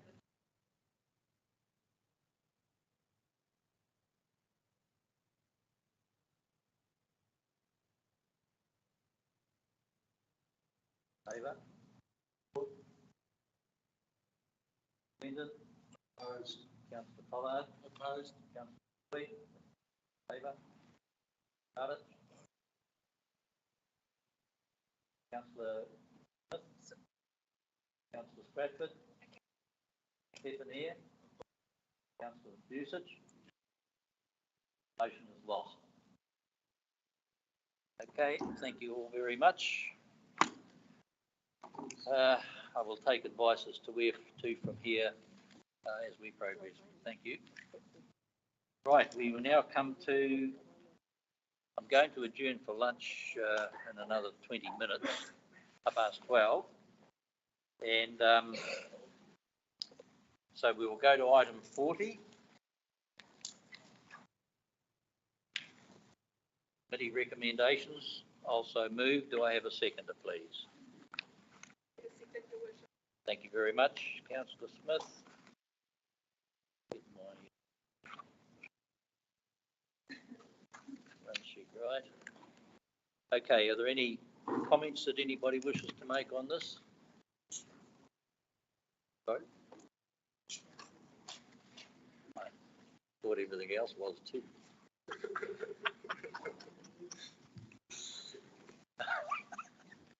Goodness gracious me, thank goodness there's only one more to go after this. Right. So I'll take it that no one wishes to speak, so I'll put the motion. All in favour? Goodness gracious me, if you agreed on something.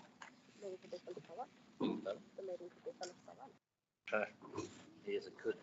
Right, we will go to, I don't think we will be with this item. We'll go to item, I beg your pardon? Oh, right, if we need, yep, if we need a comfort stop, Please go.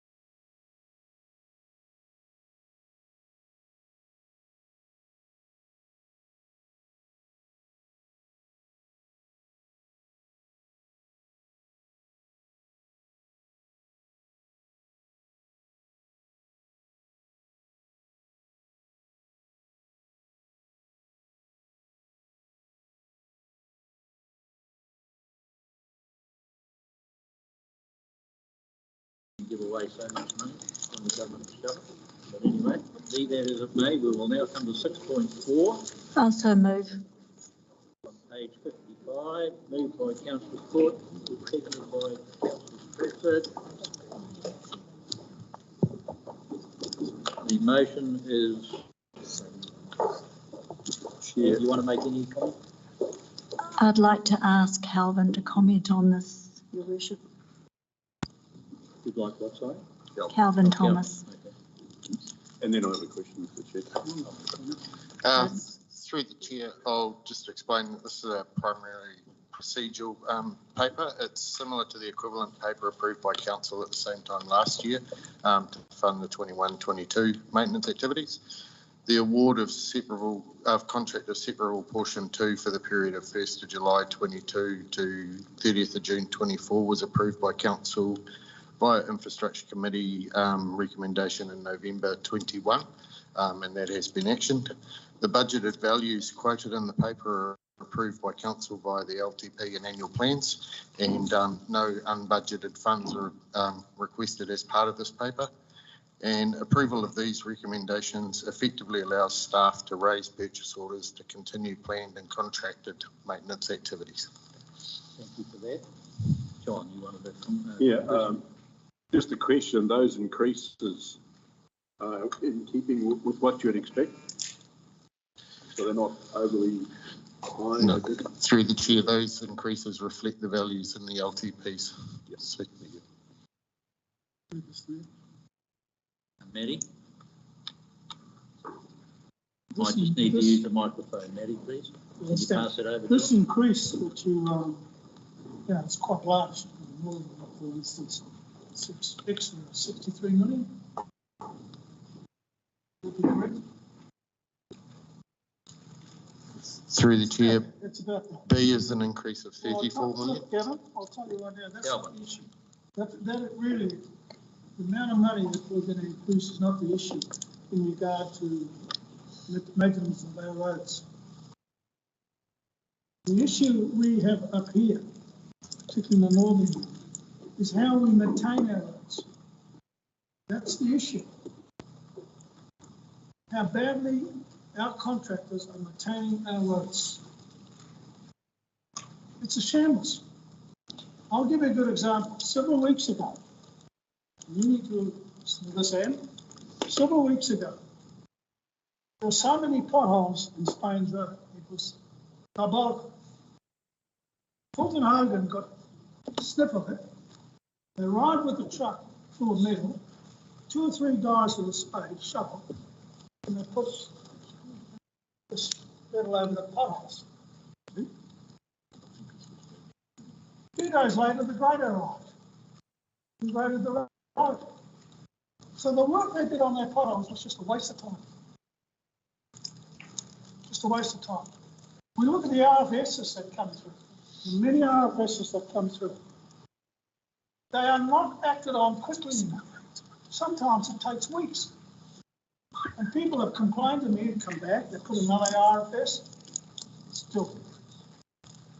Then we have the red clay. There's another one in regard to maintenance. They had this big thing 2 years ago about red clay on these roads. This is going to sort it all out. It became a failure. People up at Henderson Bay Road, for instance, didn't want it. Gills Road, one resident had to sell their place to get out of it because of the dust from that red clay that got into their house, and when it got onto their vehicles, it was a big job to get off.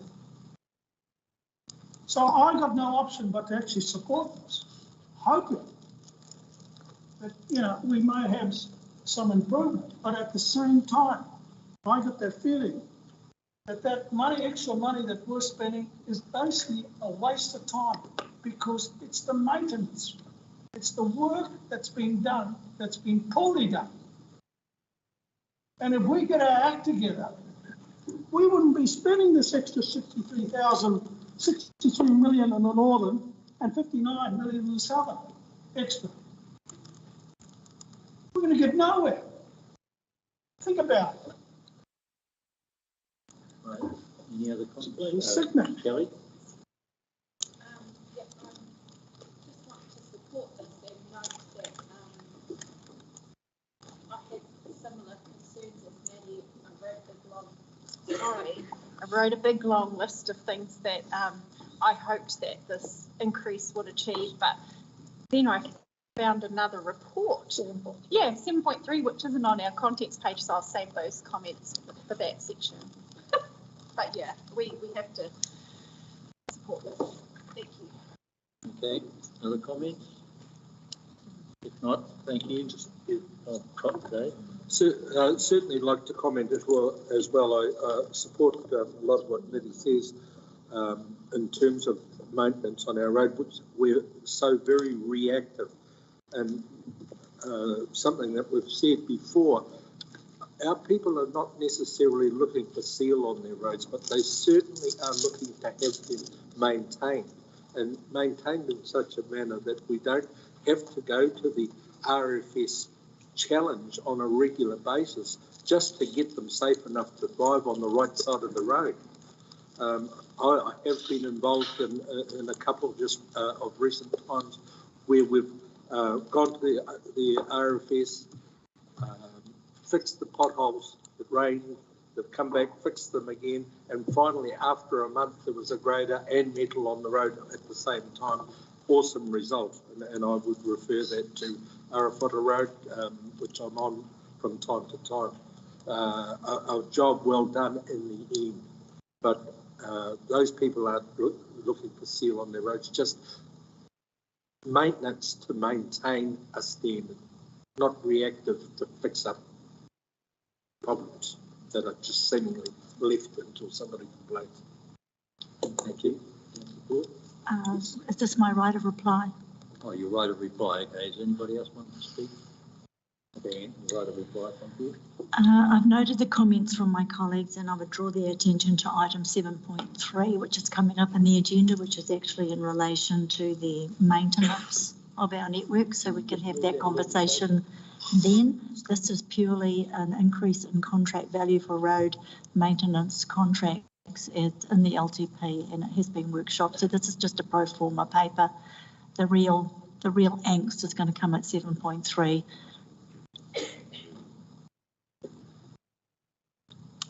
I know that was your right of reply, but I've just been brought to my attention, Crystal's got a question, Calvin. It says, does this maintenance contract existing budgets to forecast unsealed roads and rehabilitation for the next 3-year cycle? And when will we get a list of those roads? Is it? It's in the chat.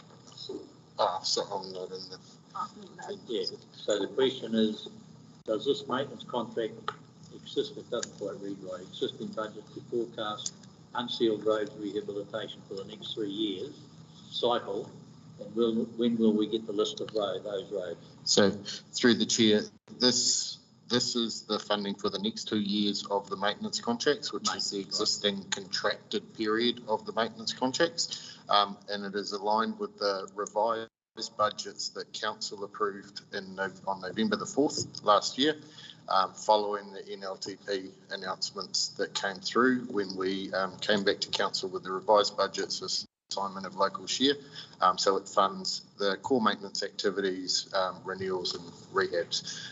With respect to the list of unsealed roads, the team are working through the field validation of those roads at the moment in anticipation of the spring season, make sure not autumn, spring season and next autumn season, and we're anticipating having that field validated list out within the next month.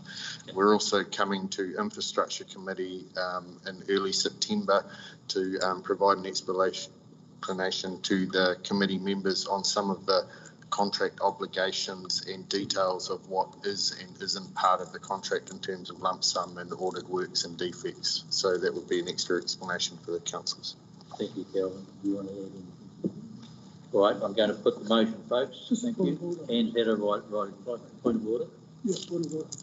I just, as I said, what's the point of order, Maddie? Yeah, just to support this. But what I'll just say is this, and I've said this so many times in council meetings, Point of order, Your And Worship. since- I'm not sure that this is a point of order. I just need to know is it a point of order, Maddie, or is it a speak? Because you've already spoken.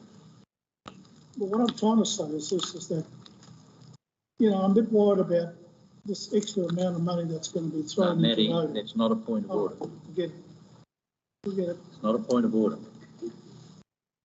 Right, okay, I'm going to put the motion. Do we want to show hands or we just voice it? All in favour, please say aye. Right. Right. Thank you. Maddie, you're against. Thank you. Abstain. Abstain, I beg your pardon. Okay, thank you very much. Right, we'll go to 6.5 on page 68.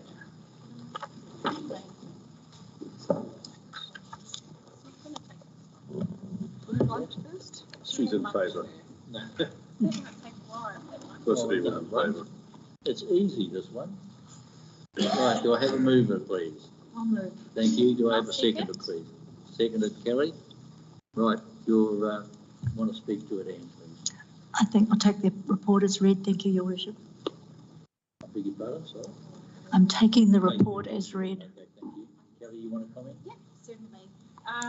I am aware that the community of Russell previously have fought to keep this open, but I note that the resolution includes consultation, and one of the huge drivers behind keeping it open is actually in favour of the resolution that we have today. So I'm happy to support this resolution, and that council continue to work with the Resilient Russell Charitable Trust, or Russell Resort team that are there.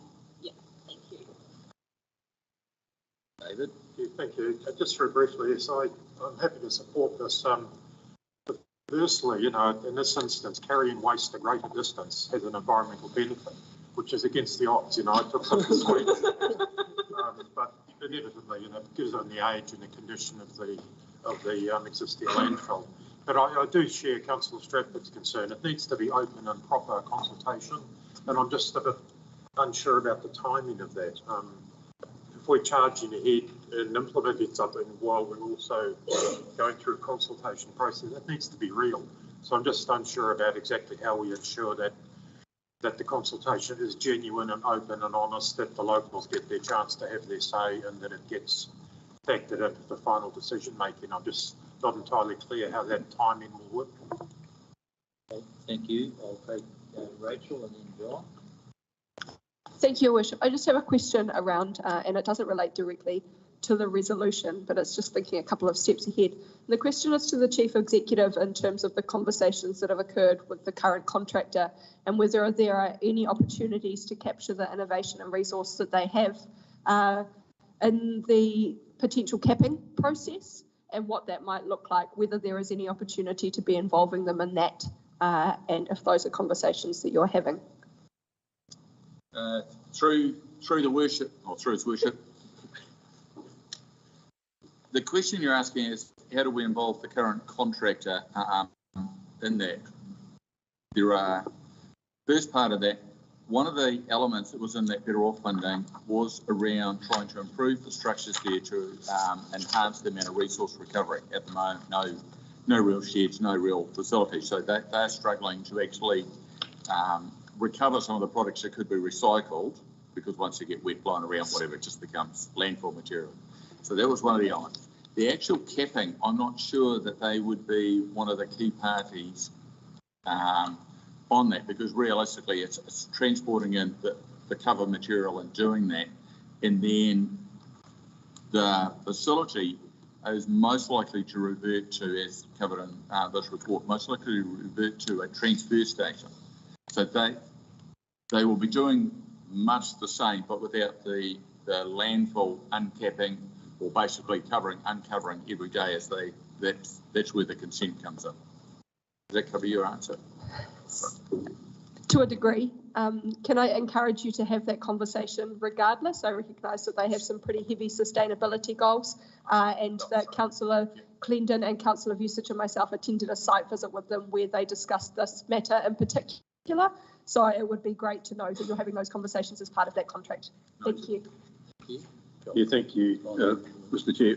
And my question is related to that. I support this. My concern was a transfer station or something to do with recycling there, especially if we can reduce the green waste and therefore reduce the transport costs, because that will be significant. That's where your methane production comes from. And also capping. When we're closing this, are we going to cap it?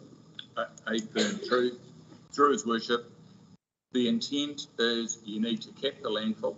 As covered in the report, it's an unlined landfill, so we still have leachate, we still have similar problems to what APAR and others do. But you need to, this landfill will no longer be operating as a landfill. It will only be a recovery resource centre. So the point why I asked that question is that the 21% emissions of methane can still leak out of that. But at least it won't increase. Yes. And potentially, if we consider the locals, maybe we can do something with it like burn it. Anyway, that's another matter. Thank you. Perhaps we can use it for paper fuel for Rangatani. Linda. My concern is just around the microphone. No, my concern is just around the consultation and engagement with the wider community, and not just the resilient Russell community. Bearing in mind the current issues that we have with waste and disposal around the wharf area and the town in particular, and to ensure that we capture the visitor number, the seasonality needs to be addressed. I would hate to see a really narrow window of consultation within the wider community. Bearing in mind it does state that the level of service will be maintained and the residents will be able to dispose of waste at Russell. And I understand that that will continue to happen, but can we please have engagement inclusive of the local community board member? Bearing in mind we're going into elections, there is quite a strong sentiment in the community as to where and how rubbish will be collected and removed from the site to a landfill elsewhere. Through His Worship, unfortunately we may be talking separate issues. This is around capping of the landfill and the level of service question around how refuse, commercial, domestic, whatever, is going from Russell to a facility is not part of that discussion. Where it does come in is what is the type of facilities that will be at that transfer station recovery centre. But it's definitely the item up here is just to get a green light to progress the capping, knowing the consent run out in 23. Thanks for that clarification. Is there an election on it? You want to write a reply? Thank you, Your Worship. There is 2 papers coming up in the yellow pages regarding the waste management and minimisation service contract renewal. Innovation is addressed in there, as is the section 73 review. 17A review. So a lot of the questions that have been asked by my colleagues will be addressed when we move into PX. Thank you. Thank you. Okay, so thank you for that and for that. So I'll put the motion. All in favour, please say aye. Contrary, no. Carried. Okay, I'm going to adjourn for lunch and ask that we be back here at get my phone going. 1:15, 1:15.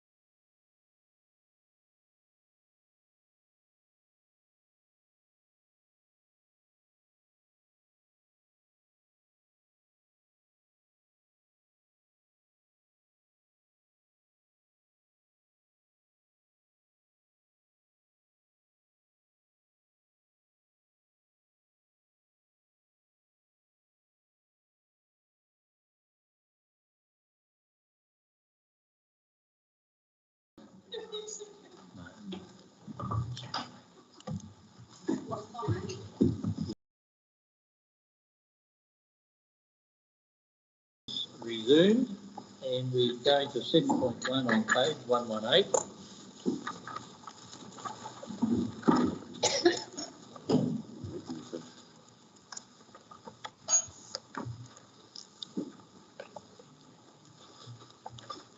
Right, so do I have a mover, please? I'll move. Thank you. Right, comments? We're just waiting for the update report. David? Yeah, thank you. Yes, I understand what's happened here, that you're trying to get an achievable set of tasks, but I'm a bit concerned at the lack of any timeline attached to this. I moved the original amendment to the resolution to say we should have regular reporting, because too often we've had resolutions that have just sort of floated off into the ether somewhere and never heard from them again. So I'd really prefer to see some, at least indicative milestones in this. I could answer part of that, please. Through your worship, understand what Councillor Clendon is asking about timelines. And Councillor Smith has asked me separately just through the catch-up. This was really just giving a stock take, as you pointed out. The timelines are coming. One of the items that we've asked to prioritise, if you appreciate, to develop a development contributions policy, you generally need underpinning that an asset management plan or reserve management plan or some key strategy that identifies the difference between what is a growth, level of service or renewal. Because Calvin's team on the NTA have what we deem a complying AMP, because it identifies areas for growth, areas there. It is a relatively straightforward process to now come up with a time frame through Roger's team on creating a development contributions policy for roading particular matters. So that will end up being the first block. The discussion that is yet to come to the September meeting for Council to agree to a reset of the Far North Waters Alliance is around then creating the timeline for the other key element, which is around development contributions across the three waters. At the moment, what is happening is our legal team are writing developer agreements, but in a way that is a much more resource hungry and complex way of trying to obtain some funding. Thank you, Worship. Thank you. Any other comments, Rachel? Thank you, Worship. Oh, it's taken a lot to get used to. I concur with the comments that Councillor Clendon has made is that this, while it seems more pragmatic in some areas, seems a lot less pragmatic in other areas, and I was definitely left wanting. So just to take the opportunity that, for me personally, I still don't understand what the building blocks are that we're needing for those for this policy.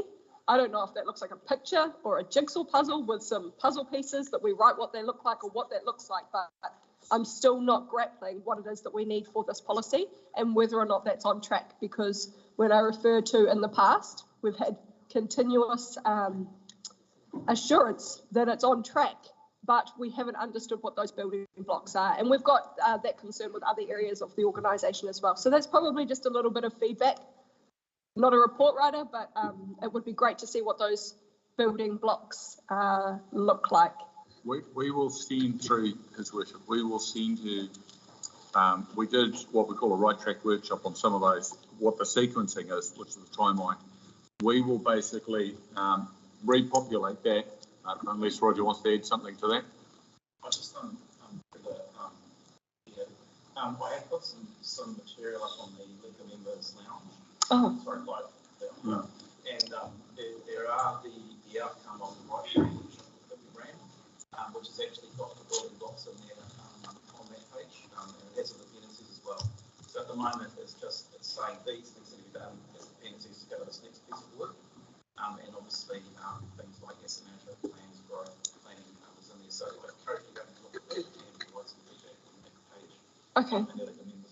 That's great. Thank you, Roger. And perhaps then just a little process point. I don't know about anybody else, but I don't get any notifications and I am not in the habit of checking the elected members lounge. So if we can do some work around that software just to make it more user friendly for the fact that none of us sit around this table on a full-time basis, that would be really helpful.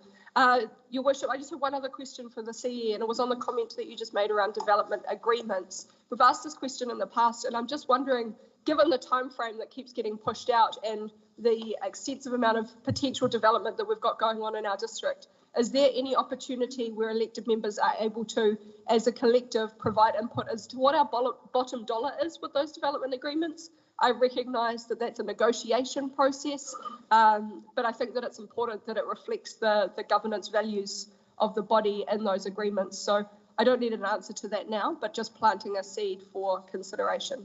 We can answer through His Worship. We can send a draft of that where we're looking for feedback prior to, at the moment, it is a negotiation, but it is entirely appropriate that those portfolio chairs are sent a copy so they understand what is actually looked for and what are the items that they perhaps wish to be included. Okay, thank you. That's really helpful. The reason for my question is I'm aware that there's master planning that's happened in Kaikohe.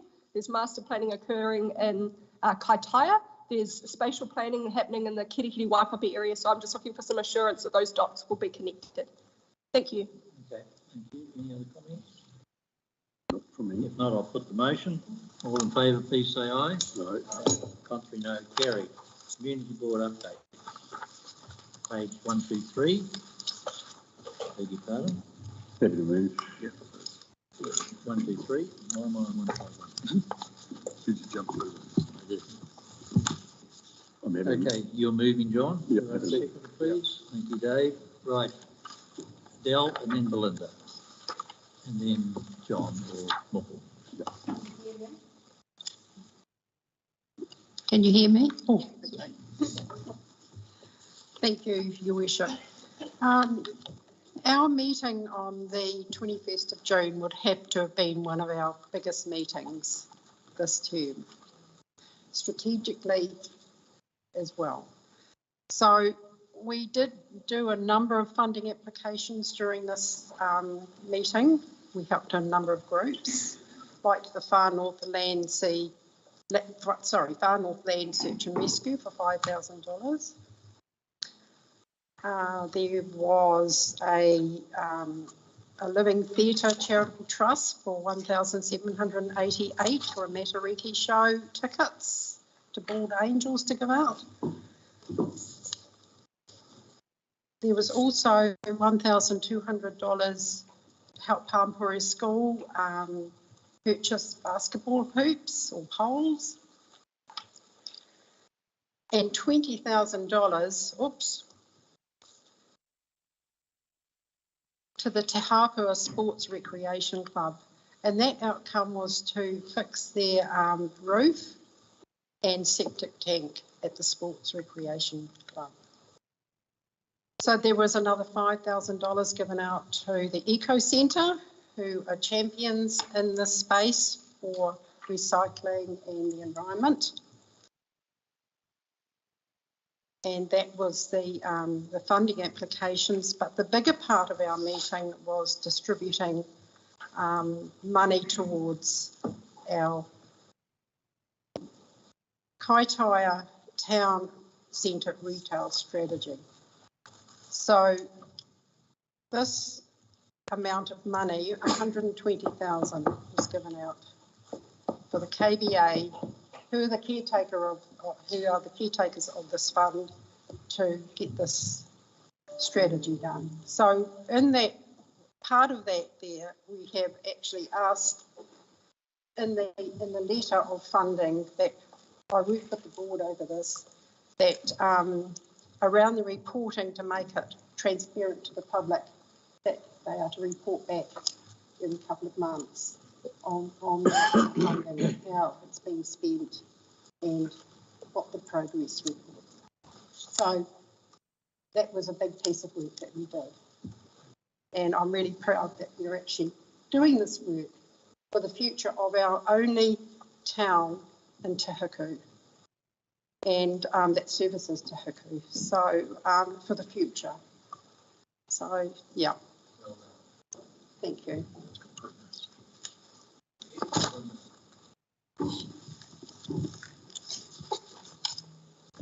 Thank you, Your Worship. From our board perspective, we continue to have indecisiveness around road naming. Once that policy is completely sorted down to board level, there seems to be discontent with consultation with mana whenua over naming of roads. So I'm aware that staff are working on that, and we have had workshops on that, so that's coming along very nicely. Funding, we seem to have a passion for animals in our ward. We gave $17,000 towards the Bay of Islands Animal Rescue Animal Desexing program, not just dogs but cats as well. $12,500 towards the Kitty Kitty Gymnastics Club to purchase a van for transporting children. That was half the cost of their van, and they pick kids up from schools and take them to the facility out Waipapa. Fantastic community group and effort that they put in, assisting a lot of parents and lower socio families that can't actually afford transport and things to get their kids to the sporting facility. CCTV ongoing. We've had to fund the Bay of Islands Yacht Club as the most recent recipient to the tune of $3,235 towards linking up with the Paihes CCTV system. They're having a lot of burglaries and vandalism around because they're right round at the Waitangi Wharf on the other side of the bridge. $4,500 towards the Whangaroa County Museum and Archives for annual operation costs. Tends to be an ongoing thing. They've been struggling through COVID. Adele, the three chairs will be getting together next week to consider our annual events investment funding, which will be quite exciting to see who has managed to sort of come out the other end of COVID and some big events. So we look forward to supporting those as they are growing again in our area. We also will have our strategic plan, as I said earlier, thanks to Anna and Cheryl, who's behind me here. We've been doing a lot of work on our strategic plan, so hopefully we'll have an exciting document to be adopted by council, hopefully at your end of September meeting for the new board, incoming board to work with and future council through LTP processes and annual plan. So that's quite exciting, big achievement there. Also working closely with Elizabeth Stacey, she's wonderful, NTA, with our footpath priority matrix lists. And I'm not quite sure where your footpaths came on your better funding list, but they're certainly not the priorities on our list. So I just wanted to point that out to you. We're in the throes of where they've just been costed, and we will be meeting next week in relation to those priorities, finalising them. And finally, the other issue is we've been having cruise ship season start up. Friday is the first cruise ship that comes back up into the area. I attended 2 workshops yesterday. The first one was the first of its kind. It was actually with iwi hapu and mana whenua representatives, a 2-hour session prior to the cruise ship operators meeting with the bigwigs in the bay and the regular operators. Very, very successful meeting, very well attended. And hopefully we can iron out some of the issues concerning the community over the use of our Paihe Village Green and Craft Market days and involvement with iwi and hapu. And it it was a really interesting presentation in relation to a lot of the queries and myths around cruise ships and particularly the environment and the impact on the environment and how we can look at things moving forward. I think we're due for about 43 ships at this point this season. So it is vital to our economy, and we welcome back. I think if anyone's interested, the 2 days probably to stay out of Paihe will be the 31st of December and New Year's Day. We have double back-to-back ships on those days. Unfortunately, our town will be really busy as well on those days, but not a lot of clashes. So we look forward to a great summer season and the return to the economy of the visitor. Thank you.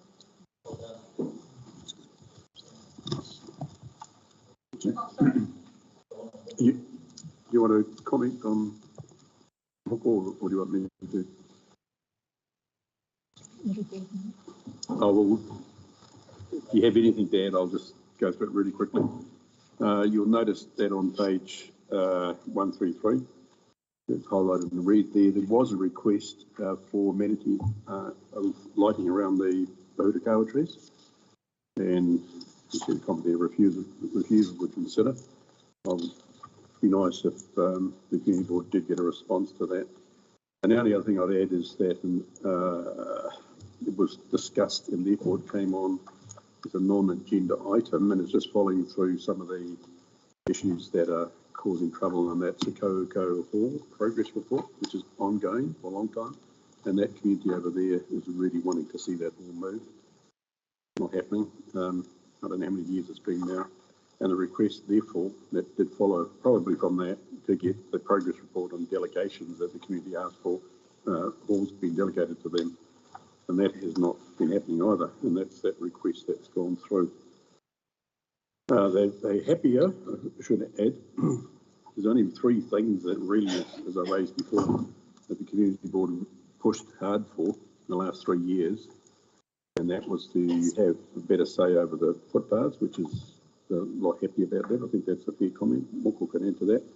But delegation of the hall hasn't happened, and they were wanting more funding for Pioneer Village to come through, and that hasn't happened. There's been no increase for many a year, and it's they're finding it a bit difficult. Rec services, for example, that's council land. They were mowing the field there. It wasn't the standard they wanted, and the Pioneer Village did it themselves. And there's no payment for that from council either, and I think rec service has still been funded. So that's my comments and how I'm looking at what was said there. But of course, you want to add anything? Don't just that. I think that we're a lot more efficient, maybe as a community. Our meeting finished at 11:29, but it didn't mean that we didn't have really excellent conversations. And our meeting was only short, but we got a lot of work done. Functioning extremely well. Yeah, the chair's very good. Well, that's what he was saying, Mr. Chair. I just had a question for Adele. Adele, it's more of a process question, but I noticed in your minutes that there were a couple of resolutions that you put in place with recommendations to council. And I'm assuming that those get tracked on your action sheet, but Your Worship, I'm really mindful that we don't track them from a council point of view. So my question is whether or not you're comfortable that those recommendations are making it through to council in a timely fashion. So what ones are you talking about? There was one in particular on the Kaitaia bid in the 2022-2023 annual plan. And then there was another one. Sorry, what page is that? Sorry. Great question.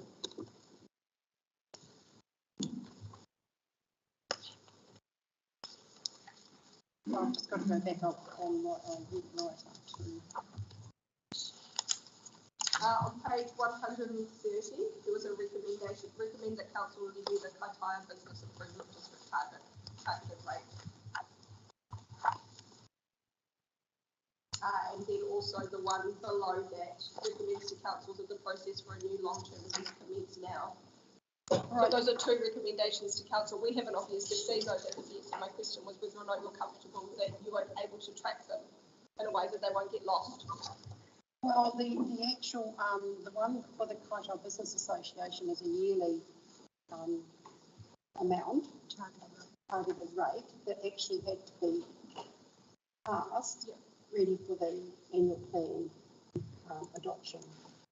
And excuse my naivety, but did we do that? Oh, yes, you did. We did. It's in the annual plan. Right. Yeah. So when a resolution is in place that recommends to council, that doesn't necessarily mean that will come in a resolution as a recommendation from the community board?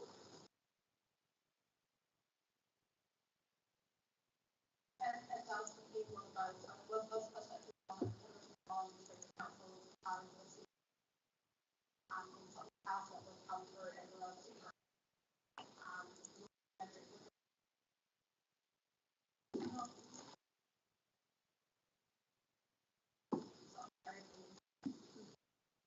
double checking that when you're making recommendations to us, we're doing that justice at the council level.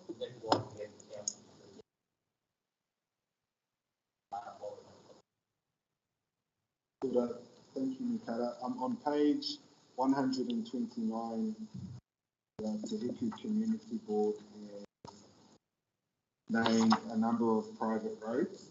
And I note that Ohumuhumu Lane and Mangonui has been named so. And that it actually has macronised spelling. Now, in other districts of the country, they also include the macronised spelling of names on the council street signs. And I wondered if, I haven't seen that yet in our district, but it's spelt like that here, and I wanted to ask staff if that is also going to be the case for the sign itself here in the farm. You know, our blue street signs that have got our little wavy logo from them.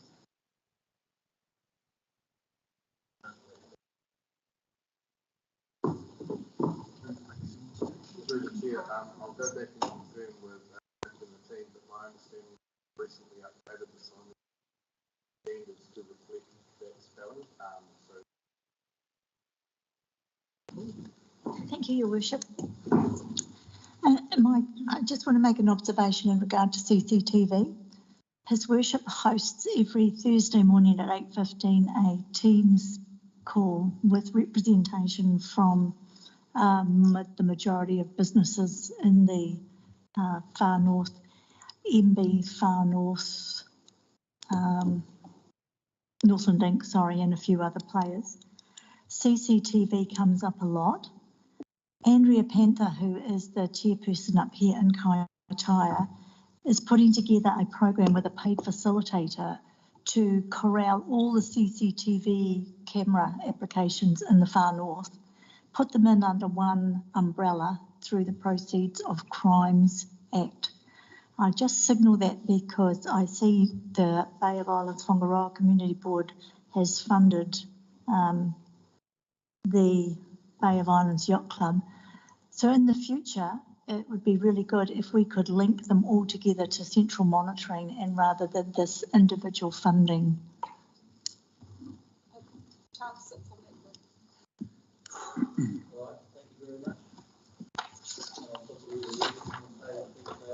Right. Also move, Your Worship. I'll second. Just before they do, as the mover, I'll just go first.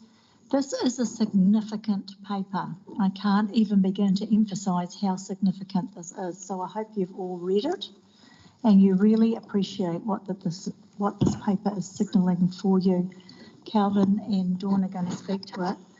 But just to summarise, we have a 2.4% factored into our asset management plan for cost escalation. And we are facing a 12.4% increase in funding. What this paper is signalling is a decrease, Councillor Radich in particular, a decrease in the levels of service in our transport network. Must be joking.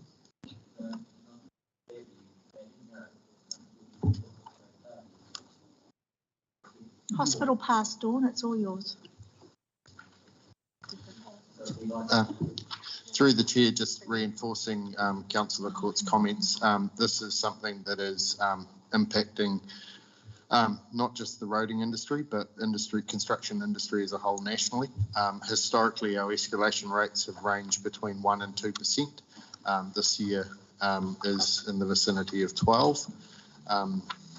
As a result of that, there is an impact on buying power, and that is a resultant what Dawn will take you through in the presentation in terms of the impact on the existing maintenance contracts and what we're able to achieve. Just to point out as well, the maintenance contracts, Dawn will go through this in detail, are made up of two components, one being the lump sum, which is our routine maintenance activities of inspections, potholing, grading, and those are done as needed, irrespective of cost, so the contractors do them.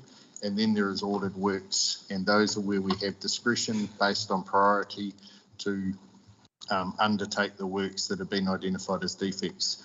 Even before this, the volume of defects identified on the network aren't fully funded by the budgets we have available. There are defects that we know may be priority 3 that are monitored only because they are not at the stage that they justify priority for fixing under the current budgets. What this paper talks about is effectively how many of those defects we're able to address moving forward.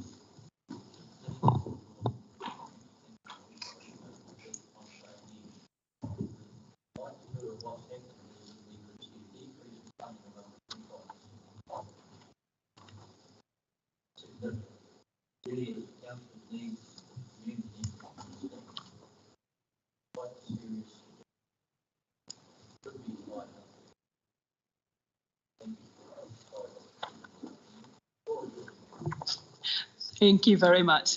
Everyone's been given a printed handout as well as it's up on the PowerPoint presentation above you. So whichever one you prefer to go through, we're happy to go that.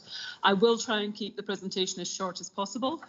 I appreciate time is of essence. So as Calvin said, we're here to report today on the road maintenance and renewal contract escalation. So basically we have 5 contracts throughout the whole of Northland. There are 2 in the far north, 1 in Kaipara and 2 in Whangarei. These contracts started out as 4 years and then we rolled over to a separable portion 2, which is for 2 years. That goes from 2022 to 2024. There are a potential for 2 further separable portions. Now, built into all of our contracts is a cost fluctuation, and that is a standard clause. So when contracts run over a period of time, you have to include for cost fluctuations. We originally budgeted around 2%, and those are rates that have been applied year on year. But for this year, we are sitting around 12. It's 12.4% is the cost escalation from last year. This, as we say, is going to have a major impact on our works. So to try and explain how our contracts are structured, we have maintenance works, which are routine work. So those are works that the contractor just goes out and does. In the same way that cyclic works, he has to go out on a regular period and conduct those works. We then have ordered works, where defects are identified, but they cost a particular amount specified as a measured item. And that's where there's a hold point for the engineer to instruct those works. All our renewal works are ordered works based upon our forward works programs. So very simply, we have routine works that continue, and they're classified as lump sums. So, as I said, the routine and cyclic works are lump sums and the ordered works are paid as measured works. So it's a measured amount against a scheduled rate. Now, what I've tried to represent is to turn this into a graphical method of representation, and I've lumped the 3 different councils here on one page so that you can understand. So I'm saying that the total maintenance cost is a proportion of lump sum costs and a proportion of measured item costs. So for the far north, there is 34% of the contract value is lump sum items, which means the remaining 66% is measured items. Now, if we move on to the actual inflation or cost escalation, and maybe one way to explain it is that $100 last year got you 100% of the work at 21-22 rates. When we apply the escalation, it would be $112 it would cost you to do that same amount of work. Or another way, $100 today only gets you 89% of the quantity of work. So looking at the graph that we've done, the graph on the left, sorry, that's it. The graph on the left is the 21-22, so that shows the percentage split of contract sum, lump sum contract items and measured items at 66 and 34. Now, we need 12% extra to pay those lump sum items, so that takes up 38% of the value of the contract, which means we only have 62% of the value of the contract remaining to do the measured items.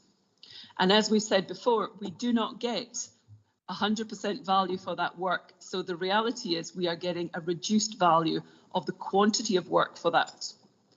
So when we compare the 66% work quantity from year 21-22 for measured works against the 54% measured quantity of what we can actually get for the money, this is a reduction of 18% in achievable works that we will get.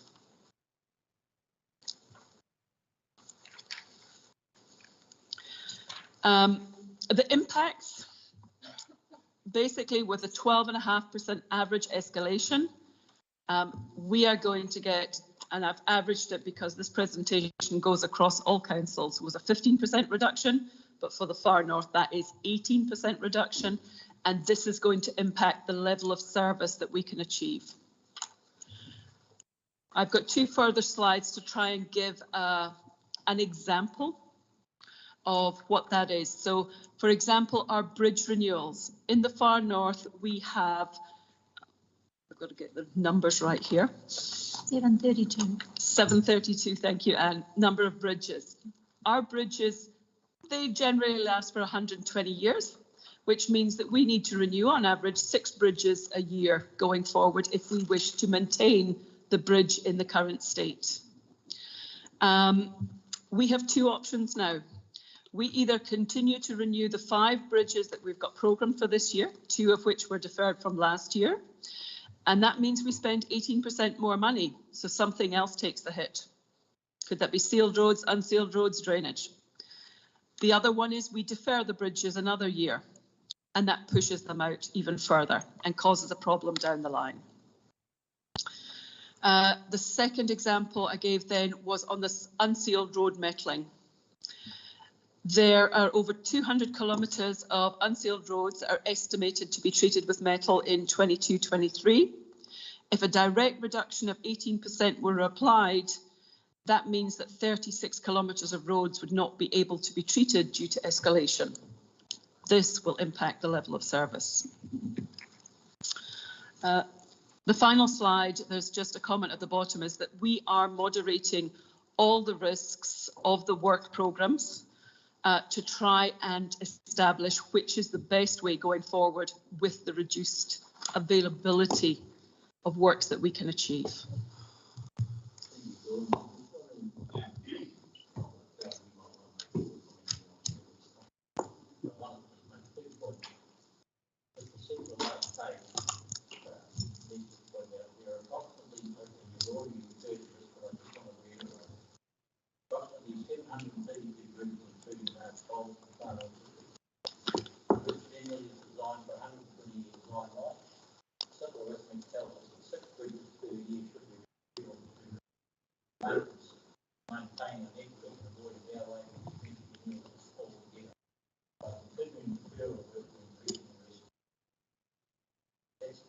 One example of the challenge that will consequences of unfunding. The second thing that I do want to remind some of you around everyone noticed that older people do these some of this within some of this. And that is once upon a time, but still have for the government don't pay rates. They don't pay rates on schools, they don't pay rates on hospitals, they don't pay rates on land, whatever. They don't make a contribution. I just see somebody sneaking up to give me a smack to remind me to turn the mic on. They don't. So government doesn't pay rates on schools, education, dock, whatever it might be. What used to happen was back in the day, prior to 1989, the Parliament of the day, I won't say the government, the Parliament of the day used to make a contribution to our infrastructure in offsetting the rates. That was just one of the reasons for it. They made a contribution so that instead of paying rates, they came up front and helped us with sewage or water or roading, whatever it might be. Unfortunately, that got done away with, and governments, respective of their views, have not upheld that since. And that's why we're in the trouble we're in. because they're not now making a contribution they used to our communities, and on the basis of the fact that they don't pay rates. And the consequence of that is that we've got way the hell behind with our infrastructure. Calvin, you wanted to make some comments. Yeah, through the chair, couple of things. There is a paper coming to infrastructure in September to further explain the maintenance contract obligations and how they work, lump sum and ordered works. But I think there's a couple of points I just would like to point out. One is building on the point made by His Worship the Mayor, and that is that maintenance funding and obligations ensure that the contractor maintains the network to the current state. It doesn't allow for upgrading of network. That is what the ordered works and the renewals are there for. So when we start with a degraded network condition, maintaining to a degraded state actually only further reduces the state of the network. It will never bring it back up. So part of the funding application we put forward for this 3-year cycle, for example, to Waikotahi, was to have approximately 60% increase in unsealed road metering. That was knocked back a little bit, but there still was an increase in unsealed road metering. That now gets eaten into by the escalation factors. In real dollar terms, what we're looking at is effectively about $3.8 million of lost buying power across these two contracts in 1 year. And keeping in mind that all of this is at 69% FAR rate, so financial assistance rate from Waikotahi, that 3.84 would, if council were to choose to try and maintain the current levels of service, that would be 100% local share. And that's part of the problem. And yeah, that's a combination of OPEX and CAPEX, so borrowing and rates. Yeah, thanks, Mr. Chair. First off, thank you very much for that report. It does bring to light the issue that we're actually facing. But just very quickly, and I'm not being too critical, but the maths there is wrong with the bridges. That's making an assumption that the bridges are okay when you start at this date, but they're not. We know that they're very old. So you have to do more than 6 bridges a year. That just makes it worse. But just some of the questions I have got is that looking at these figures, and you have answered some of those questions that I did have, but my concern is, I'm just finding it, sorry, computer went to sleep, is with that reduction, I'm thinking back to when we had another presentation, which was another excellent presentation from NTA, and that was when Kaipara had a dirt road centre of excellence. And you're looking at changing the shape, increasing the animal strength, cleaning the water tables, and adding a running layer on top, which they then tested in various ways. So now you're looking at a road that we don't have the maintenance for. You're looking at trying to maintain it at that level. And I'm sure the road engineers will certainly know that when it's in decline, it doesn't just decline in a nice even curve, it goes exponentially down. We are just digging a bigger and bigger hole. You'll have people fishing in your potholes shortly. So what I would suggest is, and the question is how can we get that rehab on those roads up to a certain standard, lifting that base level that you mentioned, so that our maintenance cost is therefore reduced, because I understood, if I heard it right, by doing the Kaipara model, it was twice as long. It lasted something like twice as long. So if we got to that level, then our maintenance should be lowering in cost. We have got on top of the roads. We've got on top of the issues that Councillor Radich is raising with potholes everywhere. Surely that's the sensible thing to do. To continue down this model, it's just wasting money. And I'm hoping that Waikotahi can actually see the state we're in, and look at lifting that level so we've got more money for the rehab work that we need to do to get it into a usable state. Did you get my questions out of that, Kelvin? Through the chair, I believe I do. So the Centre of Excellence presentation we gave is the methodology we're taking forward into this year's program. So I guess at that presentation, and it's part of our justification for that increase in unsealed funding to Waka Kotahi that I mentioned previously. What we're saying is that we had planned to do 200 kilometres of network under that methodology. With the escalation factors, we're now looking at doing 36 kilometres less. 36 less. So what that means is already over the length of the network, the maintenance cost reduction obviously takes the time it takes you to get through the network, and it's not an instant payback. It's somewhere in the vicinity of 10 to 15 years. So this just slows down that progress. But it is definitely the methodology we're using moving forward for these programs. What that does mean, and I think Bernard mentioned it, the term heavy metaling goes away. In some cases, it will just be improvements like drainage and water tabling and putting a reshape and new running course. And that's where we're looking at the most appropriate treatment as opposed to just dumping metal on the ground. And so combined with this is also getting smarter with using those learnings of how we best utilise the funding and which roads we target to get the best bang for buck in that hierarchical arrangement.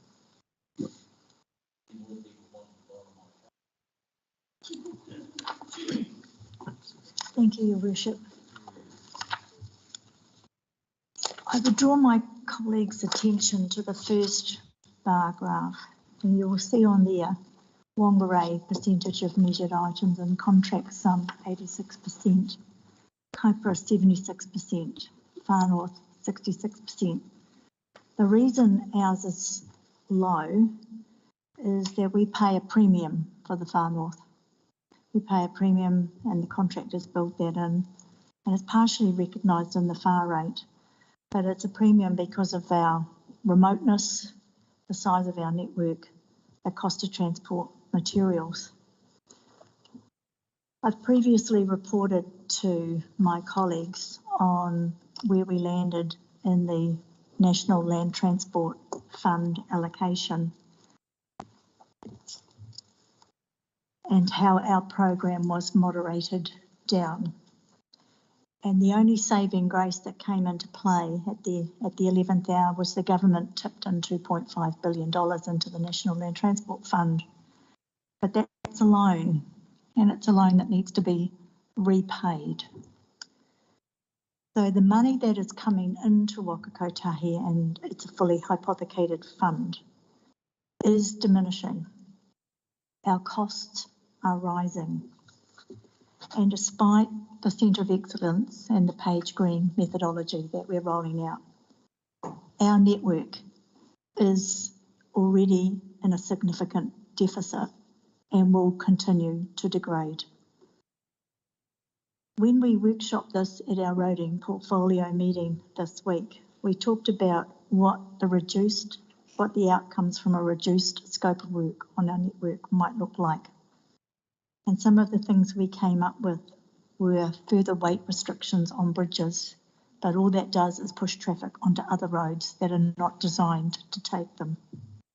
Reduced speed, reduced safety outcomes, reduced economic outcomes, and the possibility that an emergency response may not be able to occur should it be required. At the local government conference, I attended on the first evening a presentation from leading ministerial advisors from the climate change through to the trucking industry on decarbonising the transport fleet. These are the advisors to the minister.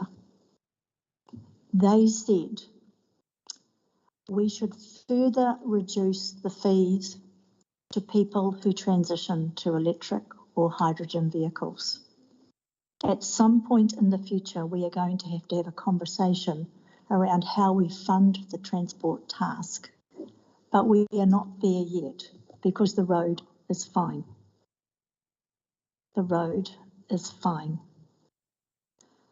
Because I'm brave and because I do that, I stood up and said, I've got a question, and the question is, are you actually aware of the condition of the network? Because you are the ones that are advising the minister. Have you actually been out and had a look at the road? Because I would put it to you that the time for this conversation was a decade ago, and we are already sweating an asset. It was uncomfortable, and there was deathly silence in the room, and no one spoke. I exited stage left as soon as I could. The next day, so many people approached me and thanked me for asking the question. I lost count. But the reality is that the minister's advisors are completely oblivious to how bad this is. And I can only emphasise to my colleagues that this is another Three Waters in the making. I believe people will die on our network. And I do not have a magic bullet that will save that. So I think we need to take a united position and start singing very loudly in Wellington that this is not an acceptable outcome to the people of the far north. And we need a one-off cash injection to bring our network from its current condition up to the one network framework level of standard and care that we were promised but has been failed to deliver because of a funding crisis in Wellington. Thank you. Thank you.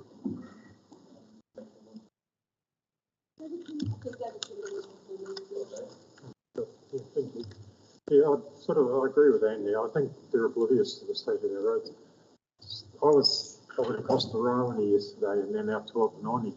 Between Rowaney and Oppenoni, Highway 12 is dangerous. I was on a motorcycle.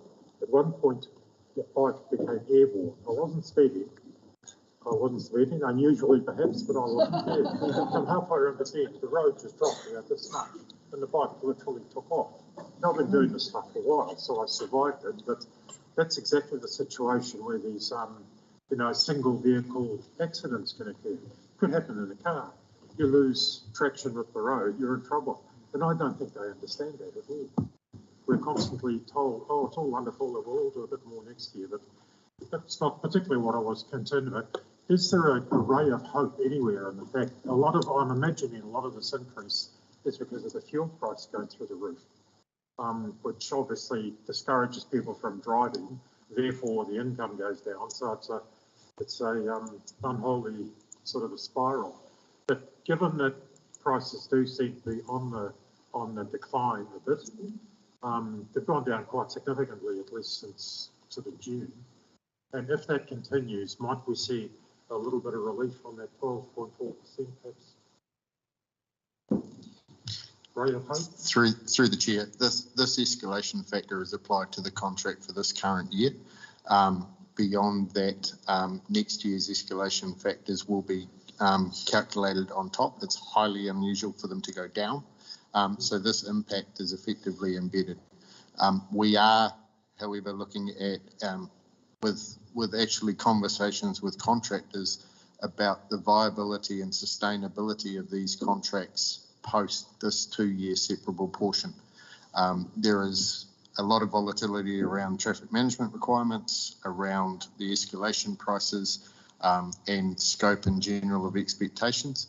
So at the moment, the team and some of the contractors' senior managers are having conversations around whether we do need to go out to market for these maintenance contracts at the end of this 2-year separable portion term.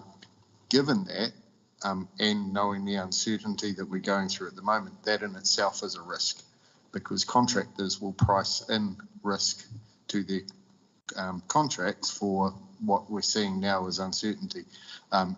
One of the ways we're looking at is how we can mitigate some of that risk and potentially taking more control from a council perspective in what is ordered works or lump sum, and making that more just contract management, giving contractors a second portion that may be discretionary spending without approval, and then lump sum, which would give us more leverage over making sure the right things are getting done for the right cost and performance is managed at a much higher level.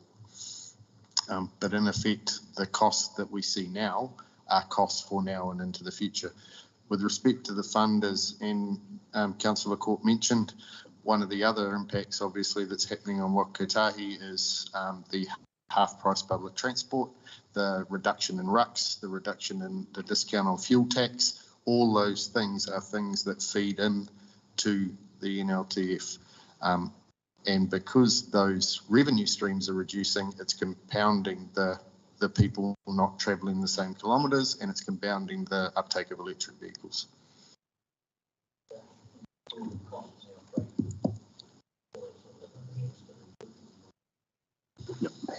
Just try and navigate the microphone. Thank you. Dawn and Calvin, firstly, thank you for sitting there and delivering this to us. I can imagine that you're not sleeping too well at the moment. We certainly don't hearing it, but you live and breathe this every day. So I really just wanted to acknowledge how rough that is. I'm not going to ask any questions on the report because I think it's doom and gloom.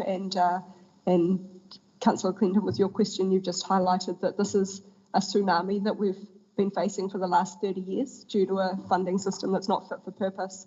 And that we sit now in a position where we get to let the tsunami keep going and hope that it gets smaller, or we get to try and build a wall. And I think that when I reflect on Mayor Carter's opening comments around the funding and financing of infrastructure, and also on Deputy Mayor Court's comments around the fact that it's time that we stood up and we took a united front against this, we've got those tools in that toolbox. And the Infrastructure Commission in the last 12 months commissioned, that's the word I was looking for, an independent report on the financing and funding of infrastructure in New Zealand. And that report highlights some very clear recommendations that the Crown is choosing to ignore right now. I'm aware that the rural and provincial sector of local government New Zealand have written to ask ministers to address how they're going to consider those recommendations. But I think that we have an opportunity as a council to stand up and say that we want that addressed as well in terms of us. So I'd actually like to propose an amendment today, and I'm not sure if I can put an amendment to an information report, but I'm going to give it a nudge anyway. And that amendment simply says, and supports the Mayor and CEO to write to appropriate ministers of the Crown, requesting for them to inform FNDC with urgency how they have considered and will address the recommendations of the April 2022 Financing and Funding of Infrastructure in New Zealand report, written by Kevin Ramsey Consulting Limited. I want to stress that that's an independent report that talks about, number one, the rating of Crown land in New Zealand. Number two, a more cohesive approach to development contributions. It clearly outlines that we are facing the risks that we now have right in front of us, and this report tells us. So I agree, Councillor Court, it's time that we stand up and we say, actually, you need to do something about this. We're not making this up. Here is the report in front of you with the solutions, and that is not the reform of the form and function of local government that is addressing the funding and financing shortfall of infrastructure in this country. So I'd like to put that amendment to the table, and I'm calling for a seconder, please. It's been, amendment's been moved. Sorry, I'm losing my voice. Seconder. Debate.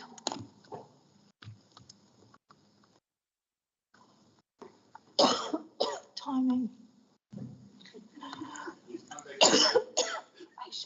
Come that time. You know me well. We'll just pause for John.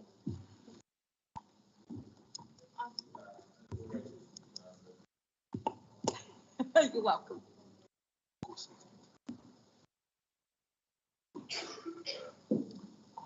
So I moved that, and Councillor Tippany has seconded.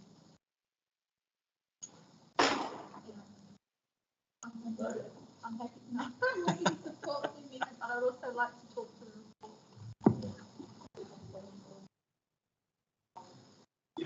Put it to the vote.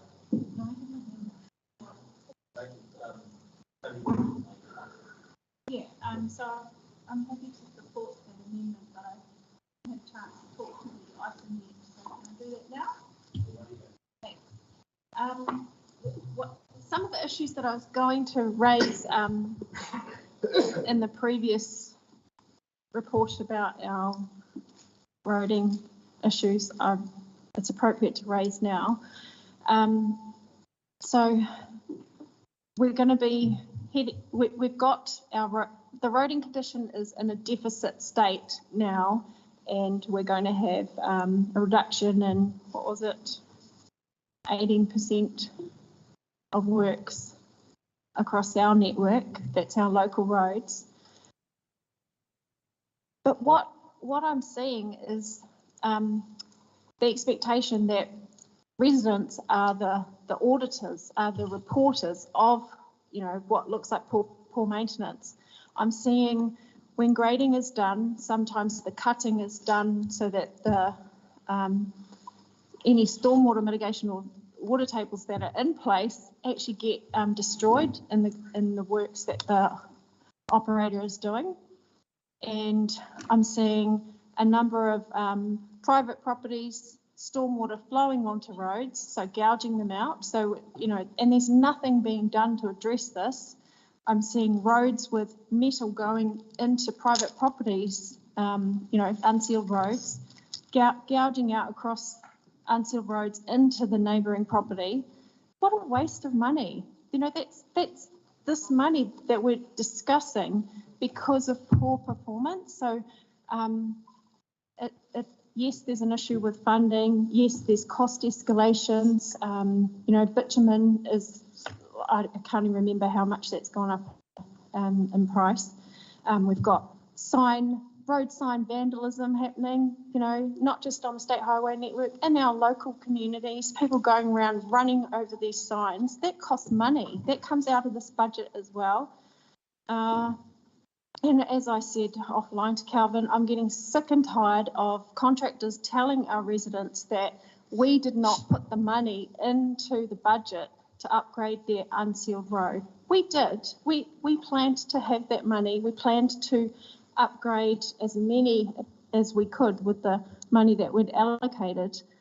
But unfortunately, the government's policy statement and the National Road Lane Transport Plan didn't allow for that funding. So we did reallocate our local share into other roading projects.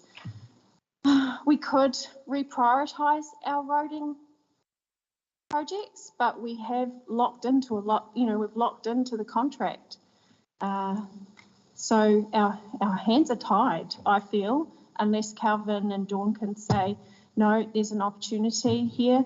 You can, you're putting bridges to us, but we've done, by my recollection, one bridge replacement in the last, were they actually replacements or repairs? We do bridges and large culverts, which are classified as a bridge. Yeah, but we've done one There's bridge. 3 this last year that's been completed in the far north. 2 were deferred. Yeah. There's a deficit on bridges, and that's going to have a huge impact on economic development. So, when the Otawa Bridge was delayed, that was causing trucks to have to go round another route. What's the next bridge that's going to impact on?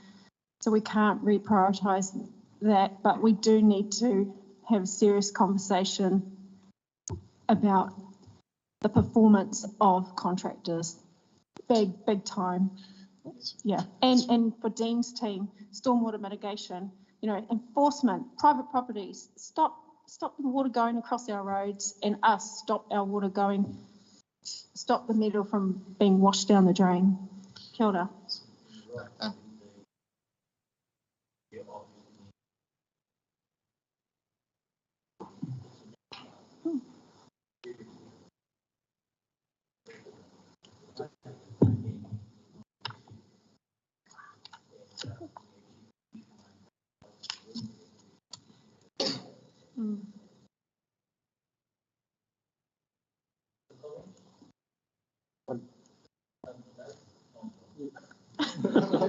So what? 58 more days.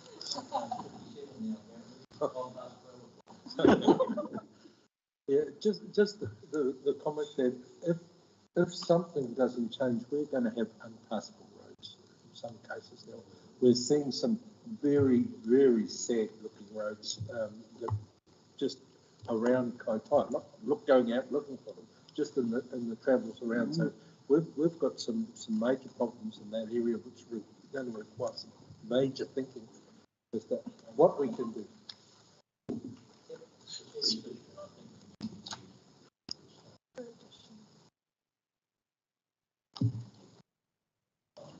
Yeah, we've done it. Right. All right, folks, I think we've, oh, beg your pardon there. Right of reply. Pardon? Right of reply, please. Right of reply, sure. I just, I'm not sure if it's clear, so I just wanted to cover this again. Our maintenance contract doesn't improve the road. Our maintenance contracts look after what we've got. It's ordered works that improve the network. So the maintenance contract that we've funded through Waka Kotahi is sweating an already sweated asset in an environment where our costs have risen by 12.4%. And if nothing else changes, we will see a 18% reduction in the level of achievable works. To give you some context, and I would urge you all to do this because your Sunday afternoons might be as tragic as mine when you've got nothing better to do but to sit and look on the internet and make a comparison about what our network looks like with the rest of New Zealand, which is what I did. To give you some indication, Waka Kotahi have the most bridges in the country at 7,000. Southland have the second most bridges in the country at 1,100. We have the third. And yet no additional allocation is made for that through the funding instruments. There is going to be a workshop at the Infrastructure Committee in September. I won't be present at that meeting, but I would strongly encourage, as an outcome of that meeting, that my colleagues come up with an action plan in conjunction with our wonderful NTA members and our staff about what are the opportunities we have moving forward to arrest this deficit. I'll leave it at that. Thank you, Your Worship. Thank you very much. Maddie? I'll just support what Dave said just early on. 2 years ago, approximately 2 years ago, there was a guy contracted by the Farnworth District Council. His job, Calvin, was to clean driveways, piping all along the roads, council roads. Any blocked pipes, he would come along and clean them with a little digger, and he'd get it off the truck, and he'd put a sign up, digger working, and he would clean all the culverts, all the council drains in the Far North. Suddenly he disappeared. He retired. So where do we go from here? So I was given a name by the name of Burton Peterson. You know him, Kelvin? Through the chair, the name is Bernard Peterson, and he is our maintenance and operations manager. Pretty close, pretty close. And I got onto this guy, and I said, well, what are you going to do about it? I'll leave it up to me, Matt, leave it up to me. I'll get onto it. So, all right, so I told him the problems up at Paringa, there's a Pukepoto Road. I gave him civil names. Left it. 2 weeks later, nothing. So I rang him up again. He said, no, I'm getting onto it. He said, I'm aware of what the problems are there. I said, well, just do the bloody thing. Just do it. Get Fulton Hogan, whoever it is, and get them done. Because if you don't fix up the water table, you're going to have problems with your roads, particularly middle roads. Yep. Never heard from him again. As far as I'm concerned, he's a loser. He's done nothing. Point of order. He's done. Order, Maddie. Point of order. We don't get to call staff losers, Your Worship. To me, yes. And to what Your I'm Worship, saying I'm is going to now, ask for the member to withdraw. Maddie, just don't be personal. Just carry on. What I'm saying is this, that he's done nothing. And so we're back to square one. And Mrs. Nielsen up at Paringa Road rang me last week. She can't get out of her driveway because of a blocked road. And she's nearly in her 80s because of that guy. Okay. Thank you, Maddie. Thank you, Maddie. Through the chair, may I respond? The work that Bernard and the team are doing is constrained by this exact problem that we've been talking about today. Those activities that Councillor Radich is referring to are ordered works. and they need to be prioritised against that pool of defects that I've already mentioned that are greater than the available funding. I will mention that Bernard presented to the Infrastructure Committee and has been one of the leads of the Centre of Excellence works, and today is actually not here because he's presenting the outcome of those works to the National Forum of the Low Volume Roads Conference.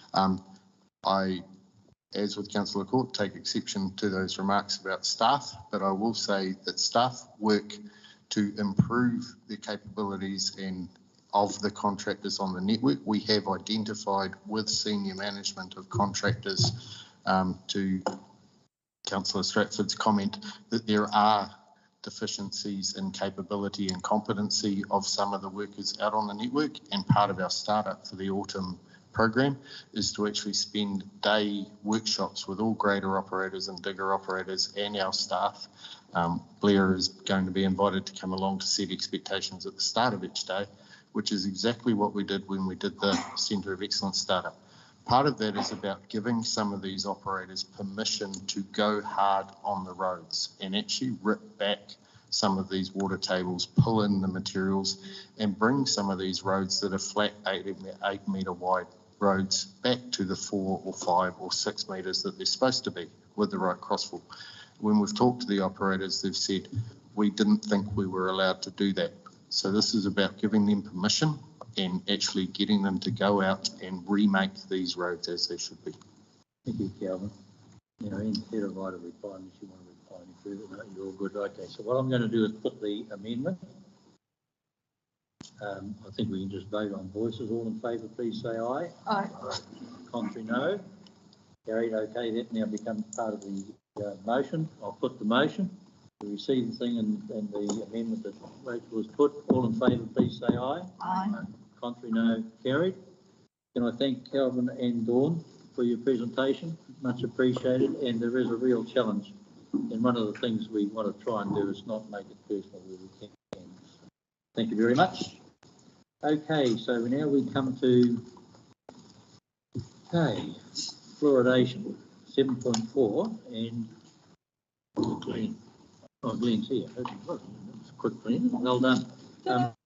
Just before I ask, I'm going to move, and just let me get to the right page 1.1.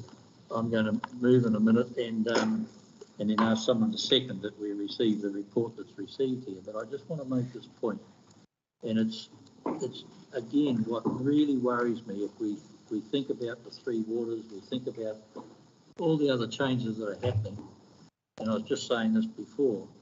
Here's another example where suddenly out of the blue, take that, folks, like it or not, no opportunity for us to have any input into. Glenn gets a couple of bits of correspondence and brings it to us as rapidly as he possibly can. But where's the discussion in the community? Where's the community input, the council input, the community board's input? And why are these selected? It just worries me that suddenly some bureaucrat in Wellington can make a decision that affects all our lives, or doesn't, etc. Anyway, so I'm moving the motion. Do I have a seconder, please? I'll second it, and I just want to let my colleagues know I'm sending the tea towel back, and he's no longer my favourite person. What? Sorry, what? I did wonder, and only those of you who were there at the time will get that joke. Mr. Chair.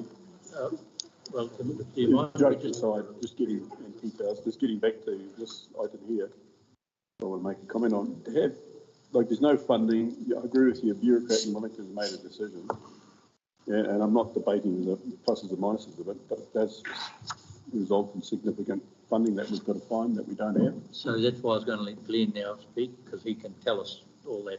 If you can also, no, because I noted some letters, if you can, from previously Sean had gone, that the Ministry of Health was saying there is some funding available. If you can just give a response to that, that's my question. Glenn will bring us up to speed as much as he can, which I don't know that you can tell or help us with that. But anyway, the floor is yours, Glenn. Thank you. The report stands for itself, and I've attached to the report the correspondence that has taken place between. Remember an ice cream. And ourselves, yes.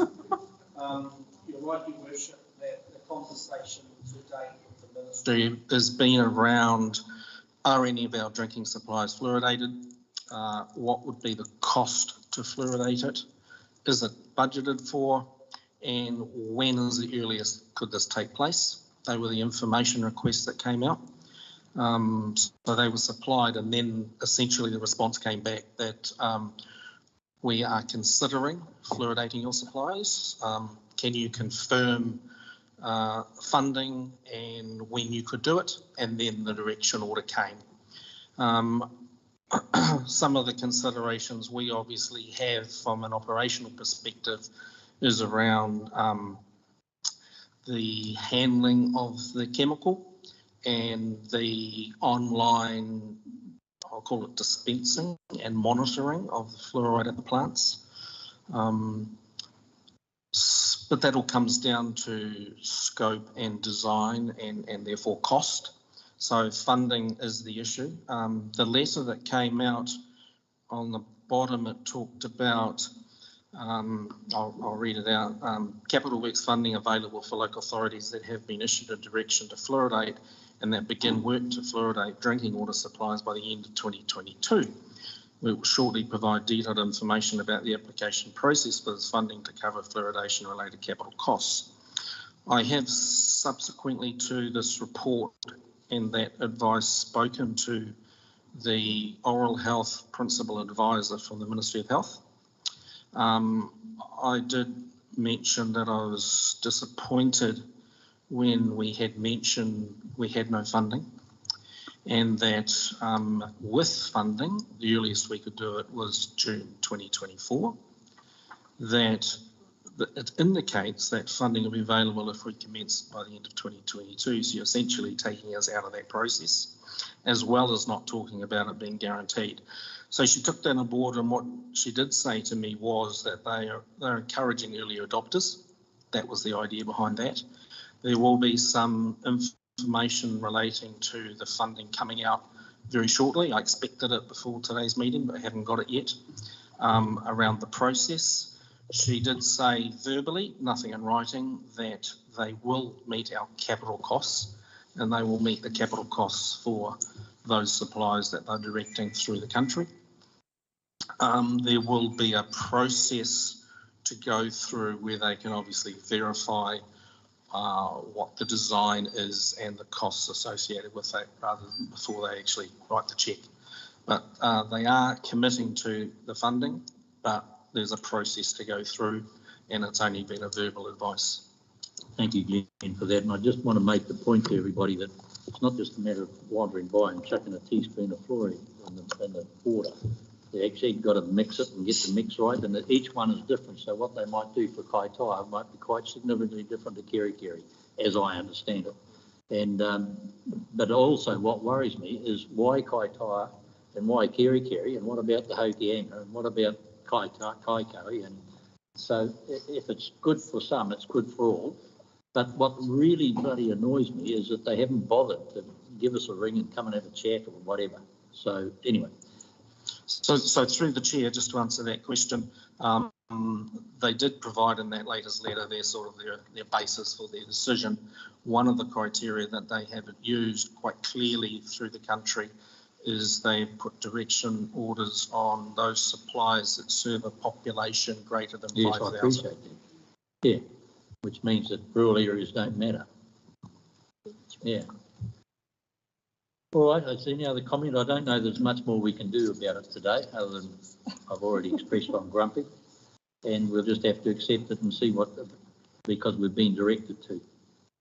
And hopefully Blair and Glenn and Andy and so on who are involved can get some dollars out of it. And by the way, if you could add a couple of bridges on while you're going through it, that would be helpful. All right, I'll put the motion unless anyone's got any more comment. All in favour, please say aye. Aye. Contrary, no carried. Now that I've got this note in my hand finally, Aisha wrote for me a little while ago, just so Andy has confirmed that DIA have come back, can come to a workshop, and that we will be in touch to let you know when that is. Thank you, Andy.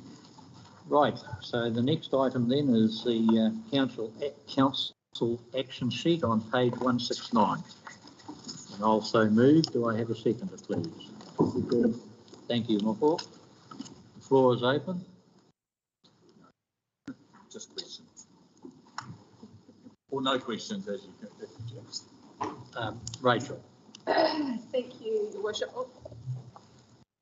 Thank you, Your Worship. Ice cream.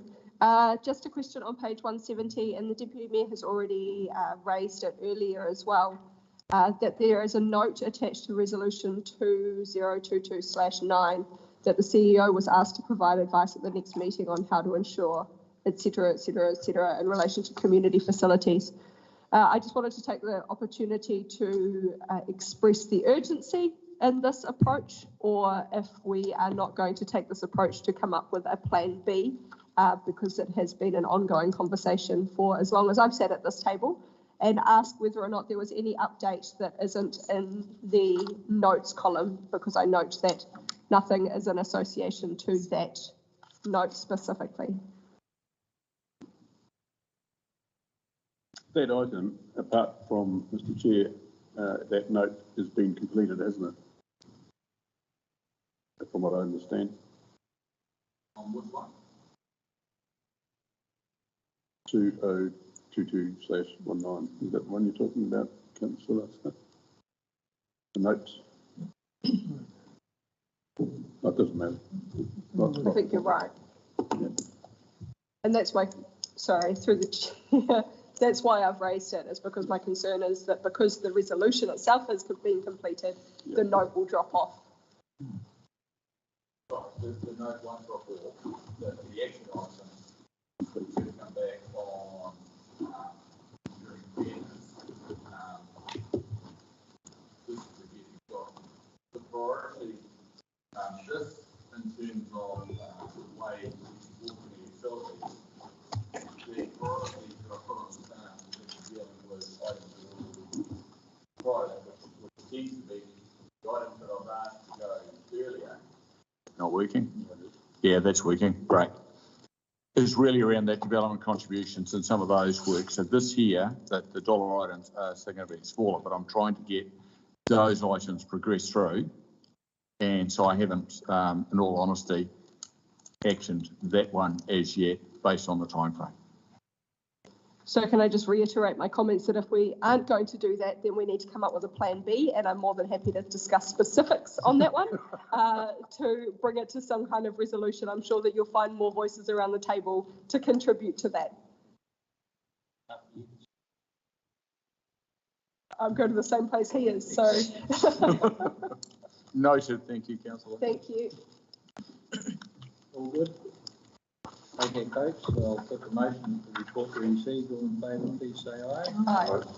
No, carry. Brings us to item 20. I'll move. Tell me something else. 10.6.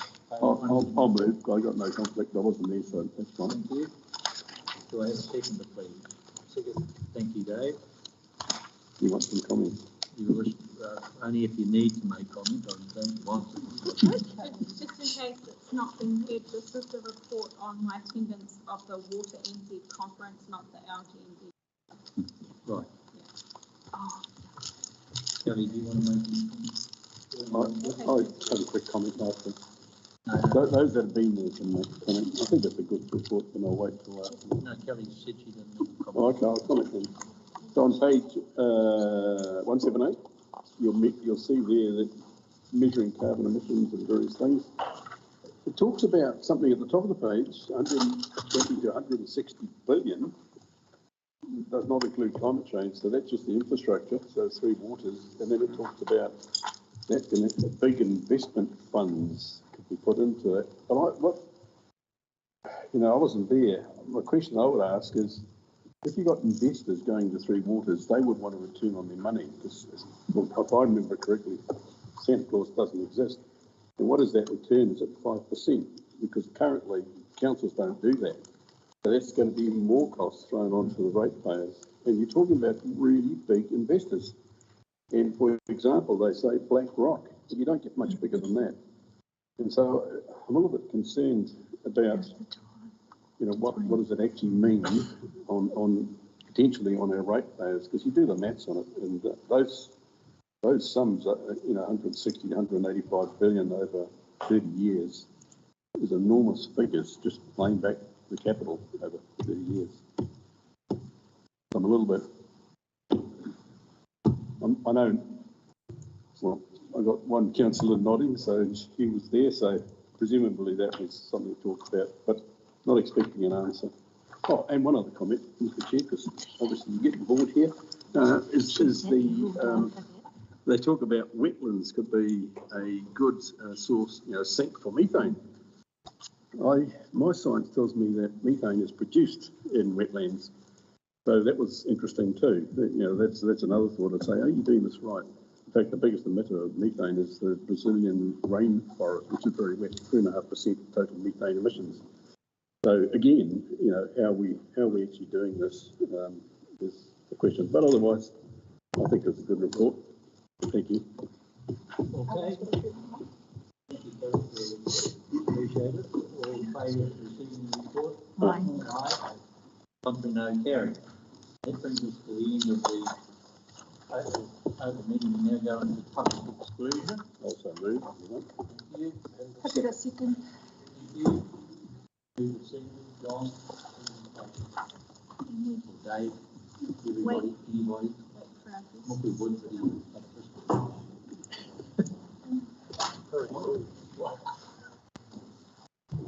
I left my lunch outside. Oh, no.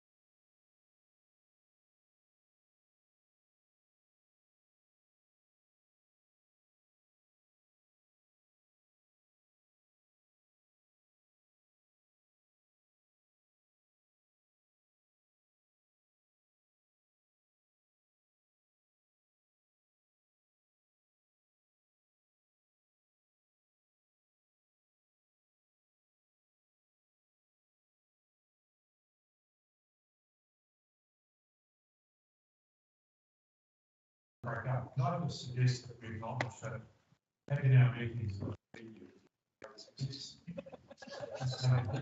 We've got staff.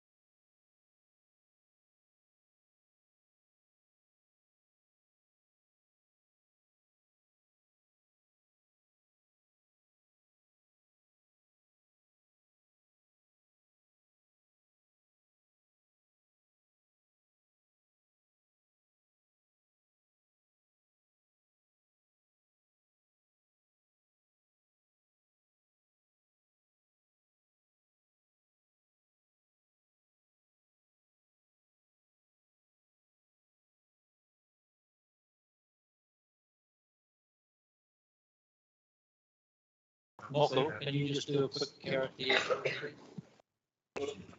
Order, please.